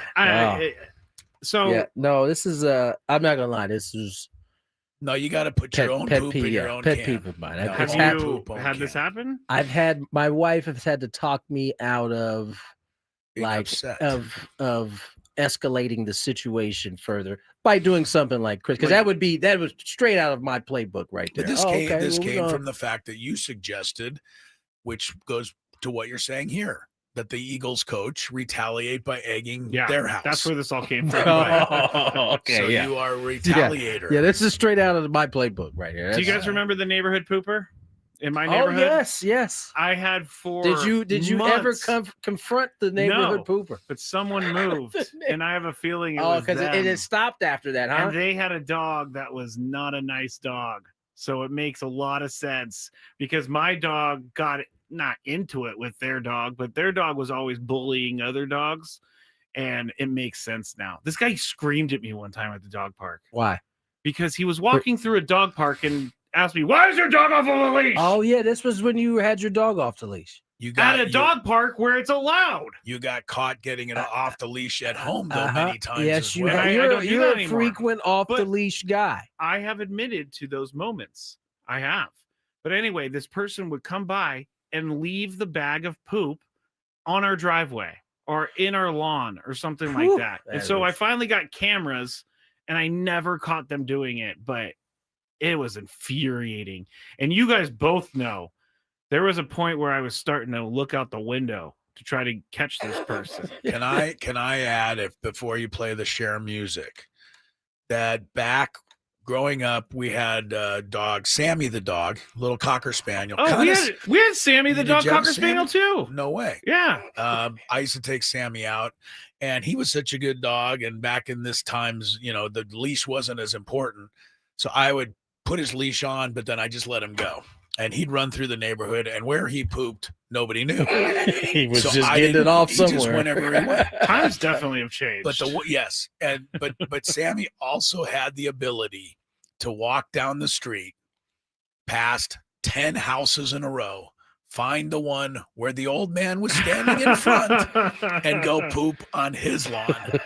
Sammy would do that without fail. Wow. So, and then it was very embarrassing to, I'm sorry, sir, get that dog out of here, type of thing. I bet you the dog felt more comfortable because dogs do not like doing that because they feel exposed. Like that's why they usually find a place where they're able to watch. Have you Wait, ever seen what? that before? No. When Wait, you dogs mean- are pooping, they feel very exposed, and so they may like gravitate towards humans to protect them when they are doing that. So that may have been the reason that they went to that yard. I'm glad my dogs don't do that. Sammy would embarrass me often. in Trevor those says situations. Trevor says, I put a leash on my cat once. He refused to walk. I have actually walked a cat. With the leash? Yep. Oh, yeah. That It was an seems- ex-girlfriend. I That think, seems to really me, I weird. think I just check you right into the house. Right, you saw me walking a cat. I'm definitely walking across the street if you're on the same side as me. Yeah, you go Like, right oh, to this dude has a cat I on the might leash. do the same. I might not feel Are you comfortable kidding around me? that A person. cat on the leash? I was watching my ex-girlfriend's apartment, which included watching the cat, and she said that the cat needed to go on a walk every day. Strange. Very, very strange. And he walked. No problem. Still strange. Can't get behind that one, Skrabe. You can't get behind that one. All right. Well, at least Chris knows the error of his ways. Aztecs basketball in action Wednesday. Talked a little bit about it. Guard somebody. Yes. They have struggled a little bit. We got to get one of their coaches on to try to explain to us what the issue is, because I'm sure that is all they've spent time working on the last week or so. Well, good defending. Good thing for us. We will have someone on early next week. All We right. Got something working. Got probably most likely a coach, which I think would be perfect. Kind of explain where we are at right now at the season after because defense, Tony, it's part effort, it's part desire, but I think a lot of it is just attitude. Yeah. And usually this coaching staff gets guys that have that attitude. So it is interesting to me that they've maybe just been unlucky and other teams are making all their shots, but no, they've given up a lot of points. Amiss. Yeah, something's amiss. Certainly not something we're used to seeing. Yeah. Nonetheless, they have some work to do. This matchup coming up against Utah Valley, the Wolverines 5-2, 0-2 away from their home this year. Aztecs 2-1 at Viejas. Utah Valley averaging about 85 points a game. So they're going to test us in that regard. And so, and they're averaging more rebounds, more assists than State. Now, obviously, we don't know what the competition they face at this point. I bet they haven't faced Michigan. And by the way, they have South Dakota State. Okay. SDSU. Yep. They've already played one SDSU. Samford. Okay. They faced UCI. Irvine. Yep. Yeah. Their one loss, at least in the last 5, came to Fresno. Fresno State lower than the Aztecs normally in our conference. Yes. Westminster. Yeah. Can't give you a scouting report on that. Just a bunch of priests running around. By the way, while we're talking. Oh, yeah. No, sorry. West Coast Baptist. And they lost to Boise. So their 2 losses are both to teams in we've heard in this conference. Purdue is the number 1 team right now. Credit to Purdue. They beat Alabama, top 10. They beat Texas Tech in the top 15. So a couple of good wins. There is no way you can tell me that Purdue has accomplished this point in the season as much as Michigan. They just haven't. No. Michigan's 7-0. Purdue, and they have but smoked. Michigan has beaten Auburn. They beat Gonzaga by 40. That's enough to put Michigan number 1 right there. So, again, you know what that goes back to? The old preseason. Purdue was here. Michigan was here. Well, we can't drop Purdue. Why not? They shouldn't have been number 1 to begin with. I just don't understand why they can't come into the year and then rank after like the first 3 because weeks. The ratings on TV, they want to promote a game between top 10 teams. Are you more likely to turn into 1 versus 7 or just 2 teams with no numbers next to them? I love the community college games. Yes, you do. I like consider we're talking basketball. You love none of it. So I watched basketball. I watched the NBA over the Thanksgiving break. Yeah, because there was probably nothing else on, so you had to. I watched it because it was on TV. And I didn't have control over the remote. Okay? Oh, your pops was controlling it. See, let's switch over to baseball for a quick question for you, Tony. Chris is like, get me out of here. No, I'm just trying to keep us moving. Yeah. What you got? It wasn't the Blue Jays. Let me go back here. Yes, it was. Well, no. All right. Yes. That was embarrassing. Yes or no? All right. The Blue Jays have signed a 3-year, $30 million with right-hander Cody Ponce. Ponce. This guy has been in the KBO, Korean League. Last year, 17-1 with a 1.89. So he joins Dylan Cease in Toronto. There was another one today. The Astros, $2.6 million for pitcher Ryan Weiss, also out of the KBO, 16-5, 2.87. When did the KBO become good enough for these guys to start coming here? Because originally that was not working very well. When you started seeing some of their players come back over. I mean, we've seen Ha-Sung Kim. I think Ha-Sung was from there. Yeah. I think Merrill pitched in. Merrill Kelly, yeah. Merrill Kelly pitched in the KBO. I thought he was in the Japanese. Was he in the Japanese? I'd have to look. We've seen multiple players come from the KBO recently. Kyle Hart was a KBO guy, right? Kyle Hart was a KBO guy. Nick Martinez? Was he KBO or was he Japan? I think he was Japan.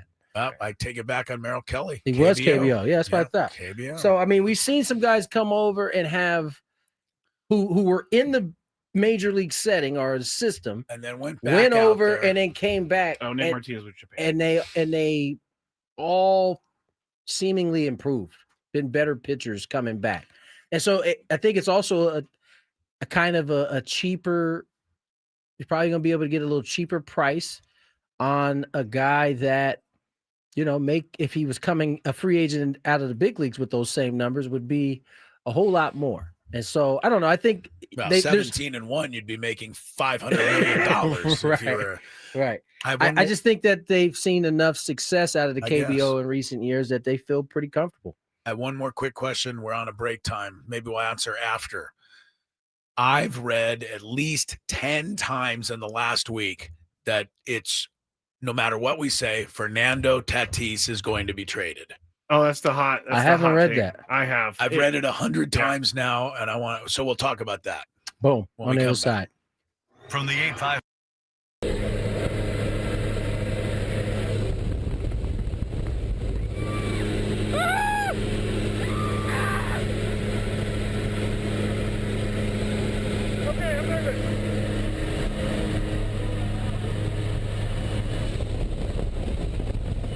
Stay low. Hands on the heart. Stay low.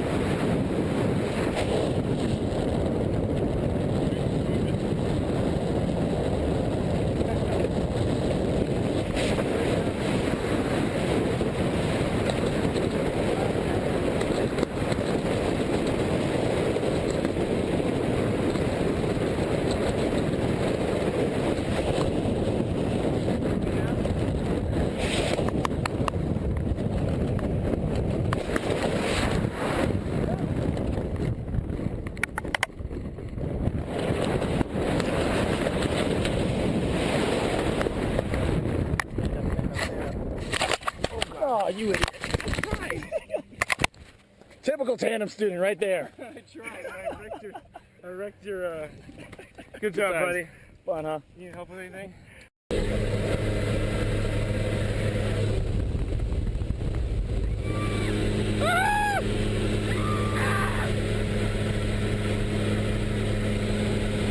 I'm nervous.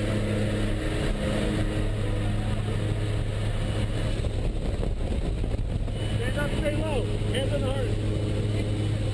Stay low.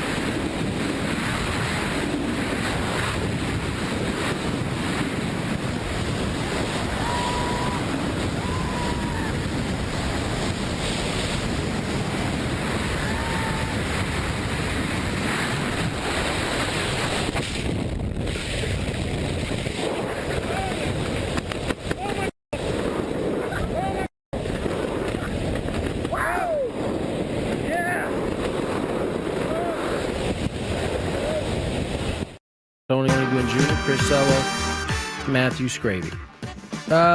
Apparently, a lot of noise, whether it's from Bob Nightingale, Ken Rosenthal, both saying, and listen, I'm just quoting my two partners here. Yeah, just reporting that it's, Fernando's being shot, that it's going to happen. And, first of all, maybe just Ken Rosenthal hates us and just wants to keep poking the bear to see if we can hate him more than we already do.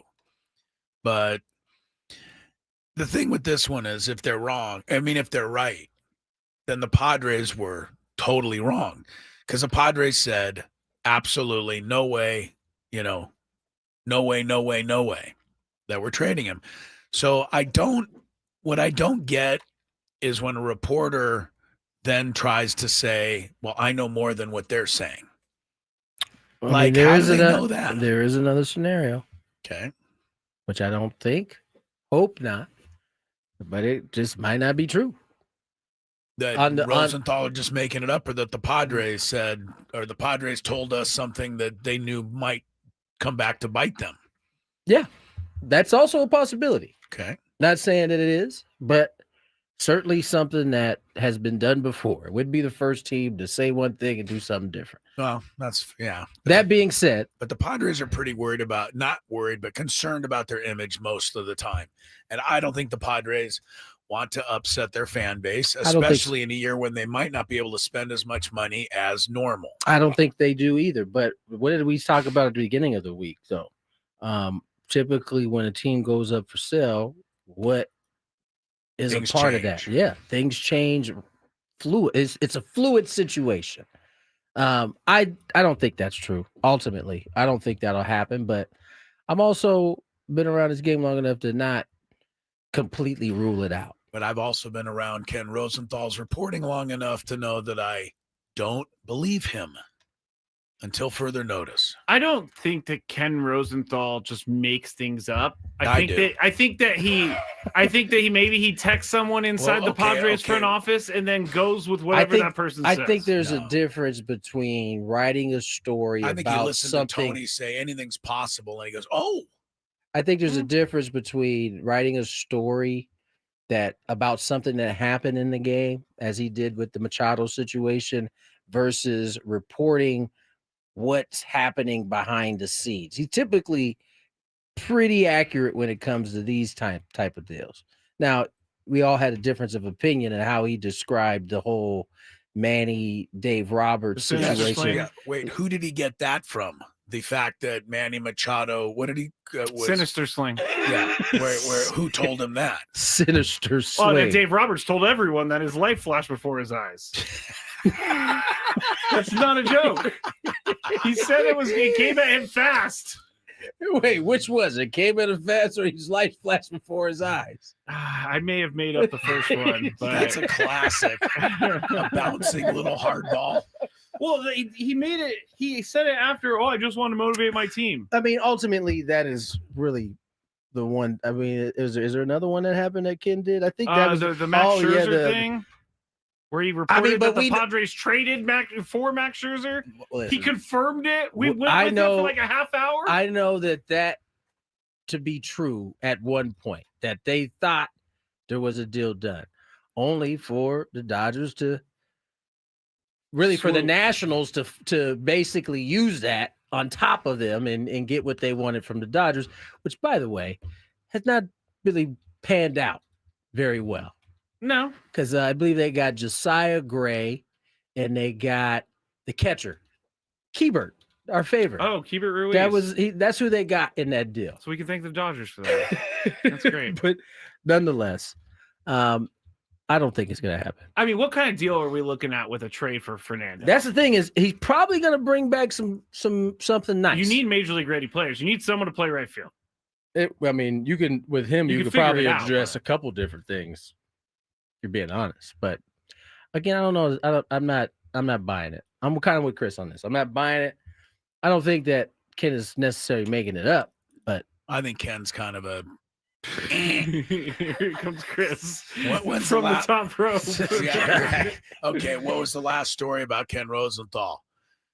His beef with the Milwaukee Brewers photographer. Oh, that's right. Who had the audacity to bump into him. Yeah, but he apologized after he was forced to apologize. Tony, Did you see the look on his face? He was not concerned about that guy whatsoever. He wasn't. He wasn't. And that tells me everything I need to know. That's right. Oh, stop. Tony, if any one of us in the room hits someone like that, we're all turning around and we're going to assist. We're not going to glare down at them from our 3-foot tall statue or castle that they're in. He said every man for themselves at that point. Yeah. Yeah, that's Ken Rosenthal. That's why I don't like him. He did. Trevor says we only trade Fernando for Skubal. I'll take that. No, I'm just kidding. I don't know that I would straight up because you have to pay Skubal next year. And Skubal only plays every 4 days. or 5 days. I don't think that's a good trade. Cost you quite a bit. He's gonna cost you more than Toddy's costing you right now. And I don't want him because then he's a rental at this point. I mean, the Padres aren't going to extend Skubal. I'm saying if he's going to it costs you, it's more than Toddy. That means they have extended him. Oh, true. Okay, I see what you're saying. Is that's probably in their best interest, right? Who's the Tigers to work out a long-term deal and then trade him? No. It's not. It wouldn't work out. The long-term deal will be worked out. Oh, once it's traded. I thought you were saying that the Tigers would extend him, then look for trades, and they would have a more valuable trade because he was extended. Hey, mess around, extend him too far, and probably nobody want to make the deal for him. So yeah, I don't think that's how it's going to go. But yeah, I mean, it's been relatively quiet. Way too quiet. You know, we said this last year. We did. Well, so Ken Rosenthal, and it remained quiet too, by the way. Until Ken Rosenthal just liven it up by throwing something wrong out there. By the way, he's never gonna come on the show. Well, you don't like him. Don't give me this. I'm not a fan of him. Down now. I'm not a fan of him. Okay, not a fan. By the way, Tony, what do you think of the group of Antanasio, Brewer owner, Artie Moreno, Angels owner, joined by Kim Ng, Doug Melvin, Tony Regans, Terry Ryan, media members Tyler Kepner, Jason Stark, and then players such as Fergie Jenkins, Jim Cott, Juan Marshall, Tony Perez, Ozzie Smith, Alan Trammell, Robin Yount. That is the crew that is going to decide whether Barry Bonds or Clemens get into the Hall of Fame. Give me the names again. The owners are Atanasio, the Brewers, Artie Moreno. Okay.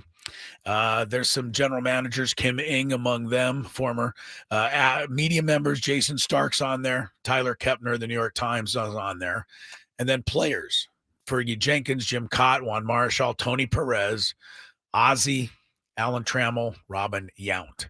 Will Bonds and or Clemens make it.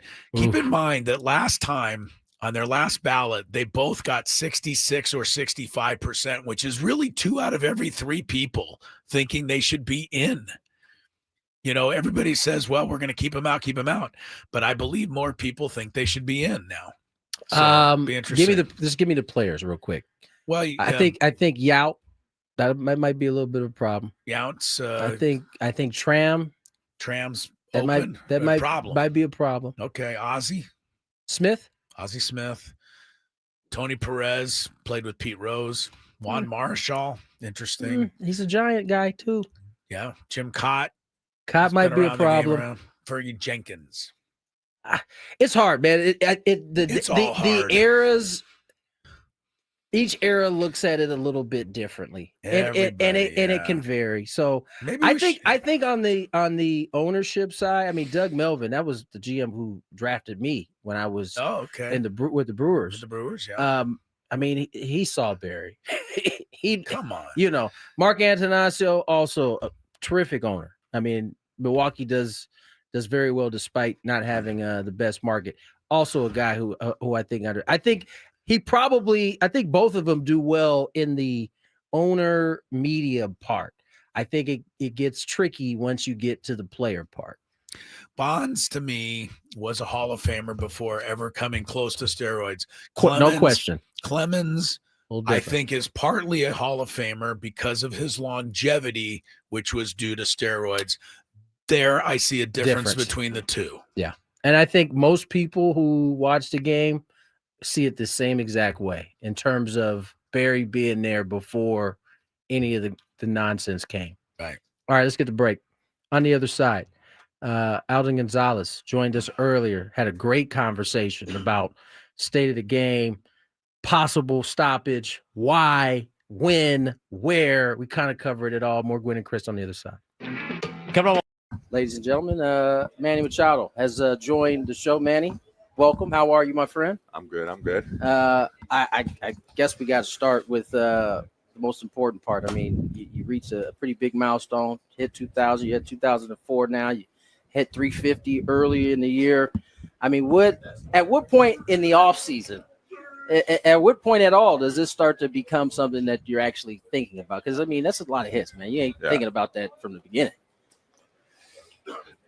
I knew the 3,000 was coming. I mean, I knew both of them going into the season where I was at, how many I was missing to get to those milestones. But thinking about it, I mean, right to like when you got 2 hits left, I'm not gonna lie, I've been searching for those 2 hits for a while, and man, I said it earlier this week. I mean, it's really hard to get a hit in the big leagues. Yeah, and that made me realize that just looking for those 2 hits, you're you know, I mean, the ones before have come. I mean, I hit 3 yesterday. That was, you know, it kind of just came. But when you're searching for it, when you want to hit those 2 hits, man, it's really hard. But you know, finally you get it, and it's kind of like, all right, let's go. Now it's kind of let's get it past it and enjoy it. Did it weigh on you as you got closer? I mean, you started about 100 away when you came into 100. the season. Did it weigh on you as you started to get closer? No, not really. I think when it got really close, I think when it was when it kind of started thinking about it, the last couple, you know, and then it didn't help that I kind of got into a little funk going into, you know, Cincinnati and Philadelphia. I'm like, man, those are the 2 places that you want to get hot. I'm like, all right, I'm good. I'm going to these 2 places, get a few homers, get a few knocks, you know, hopefully, you know, get it done on the road, and then, you know, you go to Cincy, we get almost no hit by Nick, and then that whole road trip kind of just went to spot, and I couldn't really get it. But you know what? I think everything happens for a reason. Yeah. You know, it kind of felt good to do it in front of the home crowd and get the standing ovation and do it in front of the people that support you every single day. So I think it kind of worked out even better. Talking to Manny Machado here on 97.3 The Fan for Friar Friday. And one of the things I love about you is that you love the game and the history of the game and the history behind the stats and all that stuff. And do you ever get to stop and think about 40 years from now, 30, 40 years from now? I know I'm going to be telling my unborn grandchildren that I'm sitting here interviewing you right now because I think you're going to be in the Hall of Fame. But do you ever give yourself the ability to stop and think about how you're going to be remembered Not really, honestly. Not really. I love living in the moment. I people ask me, how's it feel to hit 2,000 hits? Were you even thinking about that? Like, and honestly, like, I kind of don't even want to reflect on it yet. I think I kind of want to wait for that and kind of look back and like really realize, how cool all of this is. I kind of just, that's how I live life. I like living in the moment. I just enjoy every single day. Today's a brand new day, put yesterday in the past and enjoy what's today going to bring us. Right. And, I kind of just try to live by that way. But hopefully, one day I definitely want to look back. I know they're pretty cool numbers. They're pretty cool things I've been doing so far. But I kind of just want to keep living in the moment for a little bit more. How long can you see yourself playing in your 40s? I got no choice. I got no choice. Deeper into your 40s, can you see yourself? How this game is going, probably not. But yeah, I'm gonna try to. Look, there's two sides of things, right? There's obviously I'm gonna be a little bit older. The game's gonna be younger. The game's probably gonna be faster. When I came up 10 years ago, it was average. You had two guys in the bullpen throwing 96. Right. You have two guys throwing 96 now, and everybody else is throwing harder than that. Right. Right. That's the lowest now at this point. So, is the game gonna be at that level when I'm in the 40s? Who knows? But on the flip side of that, there's going to be technology. There's going to be stuff that you can do a lot better to take care of your body a lot better. You're going to be able to recover faster. And I think, me knowing myself, I'm probably going to be ahead of that curve on trying to take care of my body as best as I can. Talking to Manny Machado here on Friday 97.3 The Fan. And I want to know, because you hit number 2000 was a hard hit single. Number 2001, a homer. Would you have switched those in your mind? Or are you happy with how it played out? No, I think I'm good how it played out. I think it's better kind of just to have that moment for yourself and kind of just say, man, I would have preferred a double, honestly. Okay. I would have preferred a double than a single. But even before that, I was even telling Bogey, I walked out, I'm like, man, I think I'm going to butt. I think I'm going to butt one, just to kind of get a little closer to that 2000. That would have been memorable if you would have bunted on your 2000 hit. Ladies and gentlemen, Manny Machado has joined the show. Manny, welcome. How are you, my friend? I'm good. I guess we got to start with the most important part. You reached a pretty big milestone, hit 2000. You had 2004 now. You hit 350 early in the year. At what point in the off season, at what point at all does this start to become something that you're actually thinking about? Because that's a lot of hits, man. You ain't thinking about that from the beginning. I knew the 3,000 was coming. I knew both of them going into the season where I was at, how many I was missing to get to those milestones. But thinking about it, right to. Perfect song to go into our last segment. Chris, your camera's a little off kilter.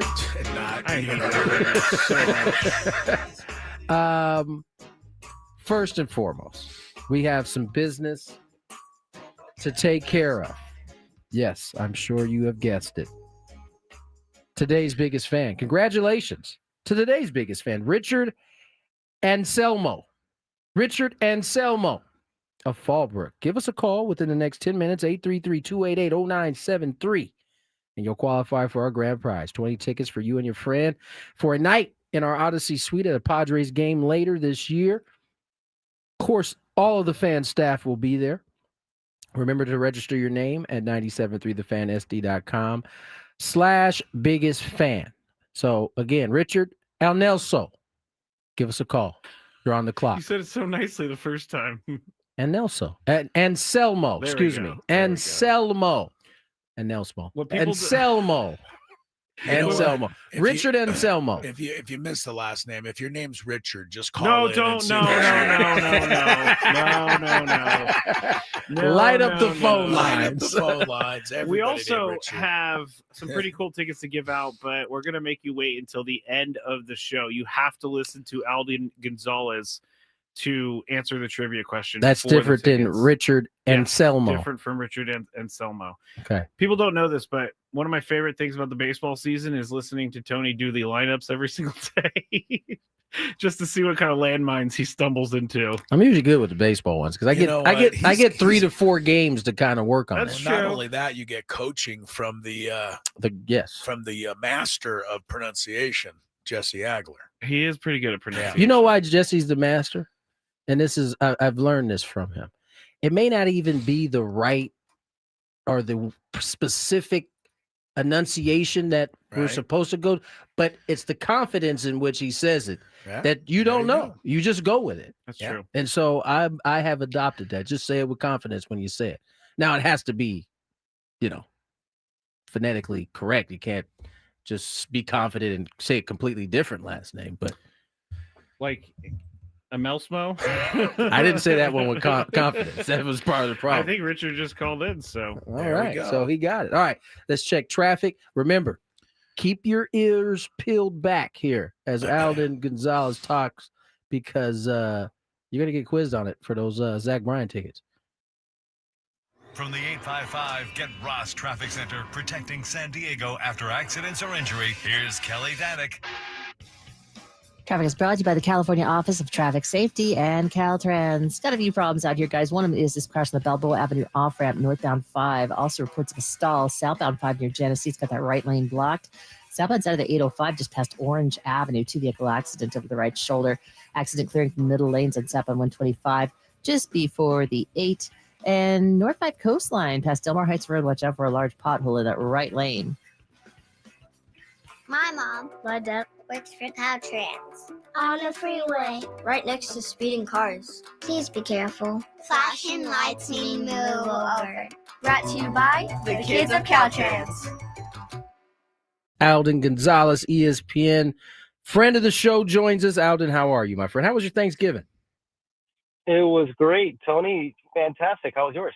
It was good, man. Nice and quiet. Half my family was on the East Coast. Half my family was here. We made it work. Let's talk a little baseball. I saw your article here a couple days ago talking about the possible work stoppage before the 27 season. It's no guarantee. Both sides have, I think, started communicating at this point. But you asked a very good question. Why? Why would they want to do it with business booming right now, seemingly better than it has in quite some time, solely to get a salary cap, Alden? I think it's, and it is a fair question. Like, the sport in many ways is in really good shape right now. And I mean, as you probably are maybe slightly old enough to remember from the mid-90s and just what that work stoppage did to the sport and how long it took for the sport to actually recover from that. It would be awful to go down that path again. And it's still early and a lot can change.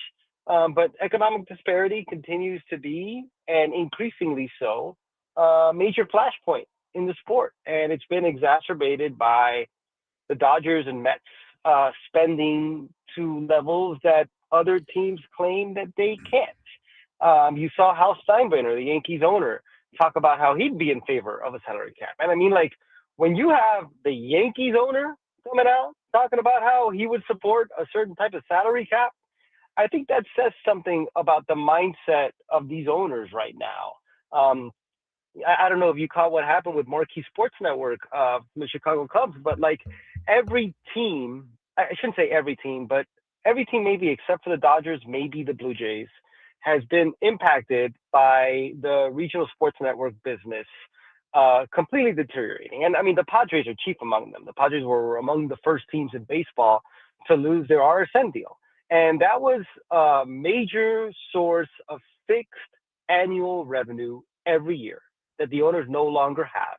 And now a lot of them point to that in saying that the economic disparity is greater than ever. They can't afford to keep up with several other teams, the bigger market teams, and it's a problem that needs to be addressed in negotiations. And then on the other side of that, you have a players union that has said from its foundation, from its inauguration, that they would never accept a salary cap. And when those are the starting points, it's a pretty precarious situation, even though we are still 12 months out from this actually being a real thing that affects the sport.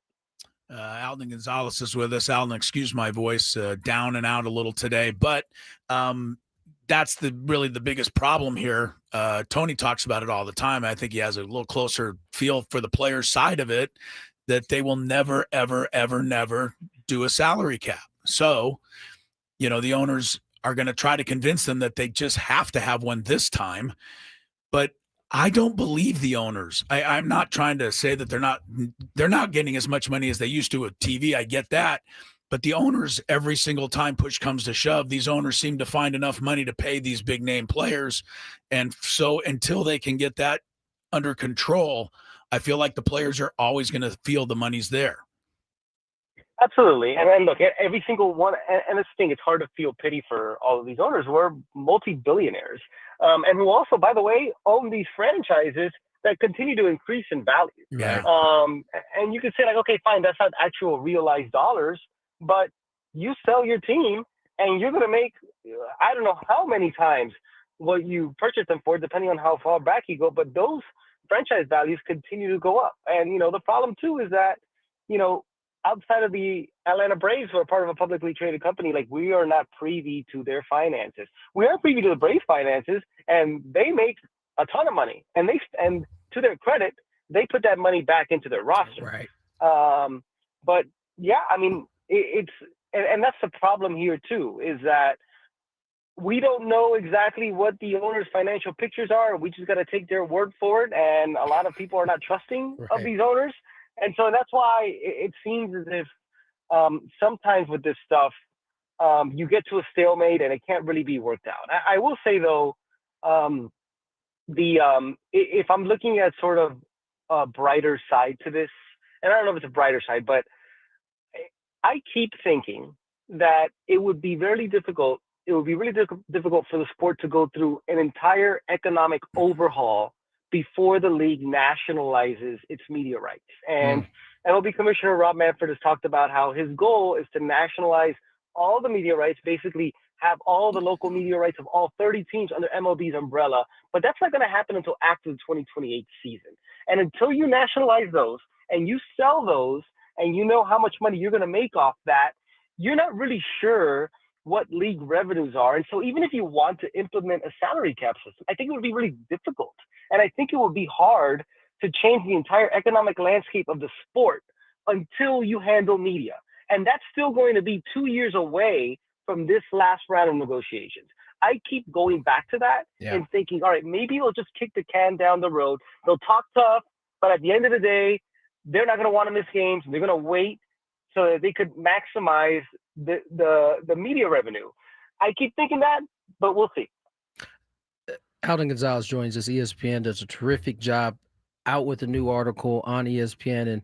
And Alden, you kind of hit on something I was gonna ask you about. That was kind of the sentiment seemingly going into this season, was that they wanted to nationalize all the media, but that's going to take convincing the Yankees, the Dodgers to kind of allow their cash cow, if you will, to be split or put into or given into the hands of the owner. What is the latest rounds of TV kind of deals that Manfred has pulled off here, getting back in with ESPN? Netflix is now a part of it. How does that mix in? Is that him really kicking it down to 2028 when those deals come about, or were those deals a little bit longer than 2028? No, he has said it ever since Diamond Sports Group, which owned the majority of the RSNs, or owned the more RSNs than any other affiliate did.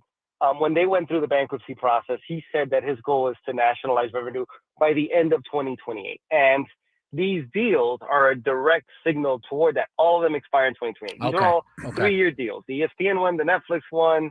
Who am I missing? I'm missing somebody else in here. But all the deals here are through 2028. That's when the league's going to nationalize all the revenue. But you're right, Tony. I mean, you asked the central question here.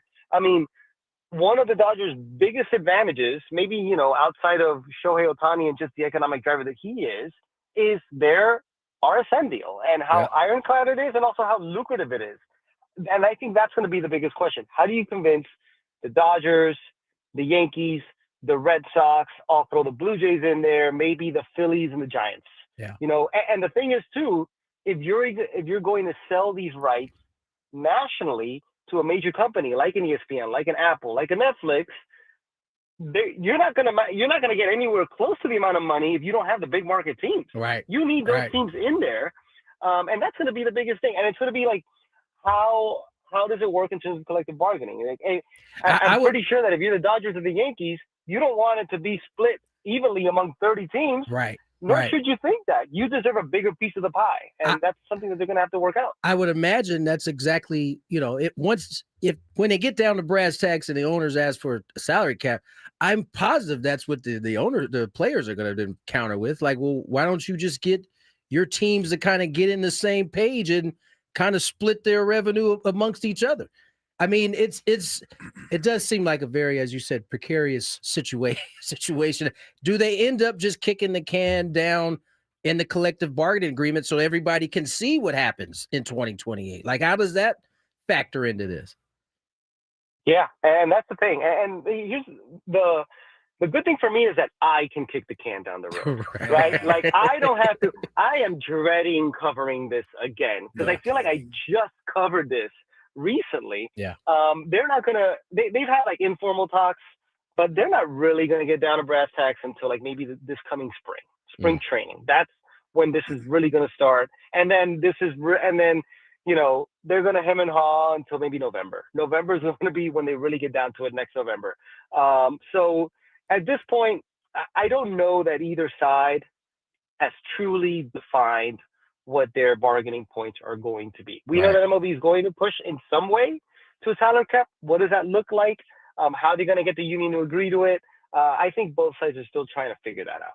Alden González is with us. By the way, Alden, you may think you don't have to make a decision now, but Tony and I are going to recommend you for commissioner of baseball. So you may have to be involved sooner. I don't want that job. I'm sure you do. Well, you'd be a voice of reason, which is something that they probably wouldn't know how to deal with. We were kicking it around before you came on. If they did strike or there was a stoppage for a year, compared to 94, how much more would it hurt the sport this time? They have to at least be thinking about that in the back of their mind before they do anything that stupid. Yeah, and to the earlier point about just media and sort of capitalizing on that, like how much would it hurt the product to the sense that your rights are no longer as valuable, and the league continues to tout how valuable those rights are. Right. I mean, compared to 94, 95, you're talking 30 years ago, more than 30 years ago by that point it'll be. Yeah. I mean, think about all the other things that are at fans' disposal these days to get their attention, right? Like attention spans have never been more fickle than they are right now. So the sport will be forgotten. I mean, not completely forgotten. I don't want to be so hyperbolic, but it'll be so much easier to lose fans because they have so many things in society today that are occupying their attention. It's the type of risk that honestly, and this adds further fascination to this, but it's the type of risk that the sport can't really take, I don't think. So that's what's going to make this so fascinating. So fast. I mean, listen, it was part of the issue why the baseball had to make some of the rule changes. People were bored with it. They were moving away, right? And then you throw something like this in front of them, it could get tricky very, very fast. Alden, as always, man, appreciate you coming on, spending some time with us. We'll catch up again soon. No problem, guys. All right, take care. Thanks, Alden González, ESPN. Thank you to Alden González, as always. All right, trivia question for those Zach Bryan tickets. Zach Bryan as a music star? I don't know. Did I not say that right? No, you did. I'm just asking for my own Yes, music star, I believe country. I know You'll win a pair of tickets to Zach Bryan at Snapdragon Stadium on July 31st. Tickets at Ticketmaster.com. All right, listen up. Here's the question. What job did Chris Ello offer Alden González? Go. That he immediately didn't want. Well, who wants that job? Well, 833-288-0973. In case you forgot. You got about 3 minutes before we start to sign off. Have you started to watch Pluribus, right? I have. Skraby, not yet. Not yet. Skraby, you are such a sci-fi guy. The first couple episodes are going to blow you away. You're going to go crazy. Is there scary in it? No. The third and fourth episodes I thought were a little slow. You're not quite to the fifth one, Tony. I'm not there. Yeah, I got the first two. The fifth one is like What? And then there's one more to come, and I don't know where they're going to go. But people are like, no, they did. He's not going there. Oh, it's a post-apocalyptic. No, yes. That's what it says. It's yes and no to everything you think it is. I think it's been very good. It's the same guy who did Breaking Bad, but this is not Breaking Bad. Not Just even close. understand it's the same Don't guy. go in there like I did thinking right. Breaking Bad. No, it's a totally different part story. 2. Yeah, no. But I think it's one of the best things that you could enjoy on Netflix. And I like not Netflix, sorry, Apple TV. That's the big problem is I can't Some find people an don't Apple have that, TV. yeah. And I'm but not going to enjoying pay it. for it. And I think they always say the new episodes come out on Friday, but you get the East Coast time and then a little more time, like midnight Friday. So that means you get at 9 p.m. here on Thursday night. I will probably be watching. I hate that they've gone back to the weekly episode release thing. I loved when you Not could just all the watch shows. all of them. Not all the shows. I mean, if it's a live show, you can't get it all. You gotta. But they you gotta do also a could week. wait till the end and then watch them all at You once. can do that too. Kind of what I do too. Like there's a Landman. Everybody tells me to watch Landman, but I kind of want to wait a few seasons so I can just watch through. You know what show I was enjoying, and then I just kind of fell off is the morning show on Apple TV. Oh yeah, I've heard. I was about in. this I show. watched the first 2 seasons. I enjoyed it, and I just kind of A lot of shows are like too that. much was just coming out at the same time. I think felt like. Homeland was like that. Or that Homeland's two a great show. great. Yeah, I thought 2 seasons was great. Yeah, Third you're and right, fourth, you're right. it wasn't as good. Yeah. Many shows I feel are that way. Start off well and then kind of fade off. The first 2 seasons of Homeland, I was They were great. locked in. Yeah, really good. Lioness, seen that one? I've seen the previews. I have not seen the I haven't show. gotten to that one. Heard a lot about that one as Nicole well. Kidman's in that. And Yes. So is not Zendaya. Zoe. Oh, she's in the iPhone commercial. Yes. Zoe Kravitz? Nope. No, different Zoe. I don't know too many more Zoes. I'm pointing like she was in the iPhone commercial. My friend Ryan has a dog named Zoe, but that's not who you're looking for here. Let me see. She was in Galaxy. Guardians of the Galaxy. Guardians of the Galaxy. Can't remember her name. Not Deschanel. Saldana. There it is. I would have never got that last name. By Me the way. neither. All right. Did anybody call? Yeah, no, we have 6 people calling. I gotta okay. check them in the break. Skraby's gonna figure out who's gonna win. We'll be back tomorrow. AJ Cassaville will join us. And Anything great else I'm news- missing? great Skraby news. Chronicles. Oh, I of was gonna course, the say, Skraby yes. Chronicles. Don't forget, Yeah, my man here is for another hour. So For those of you who just have nothing better to do and have another hour of talk radio in you, That's exactly how I would have sold it too. hang on the line for those trying to answer the trivia question. See you tomorrow.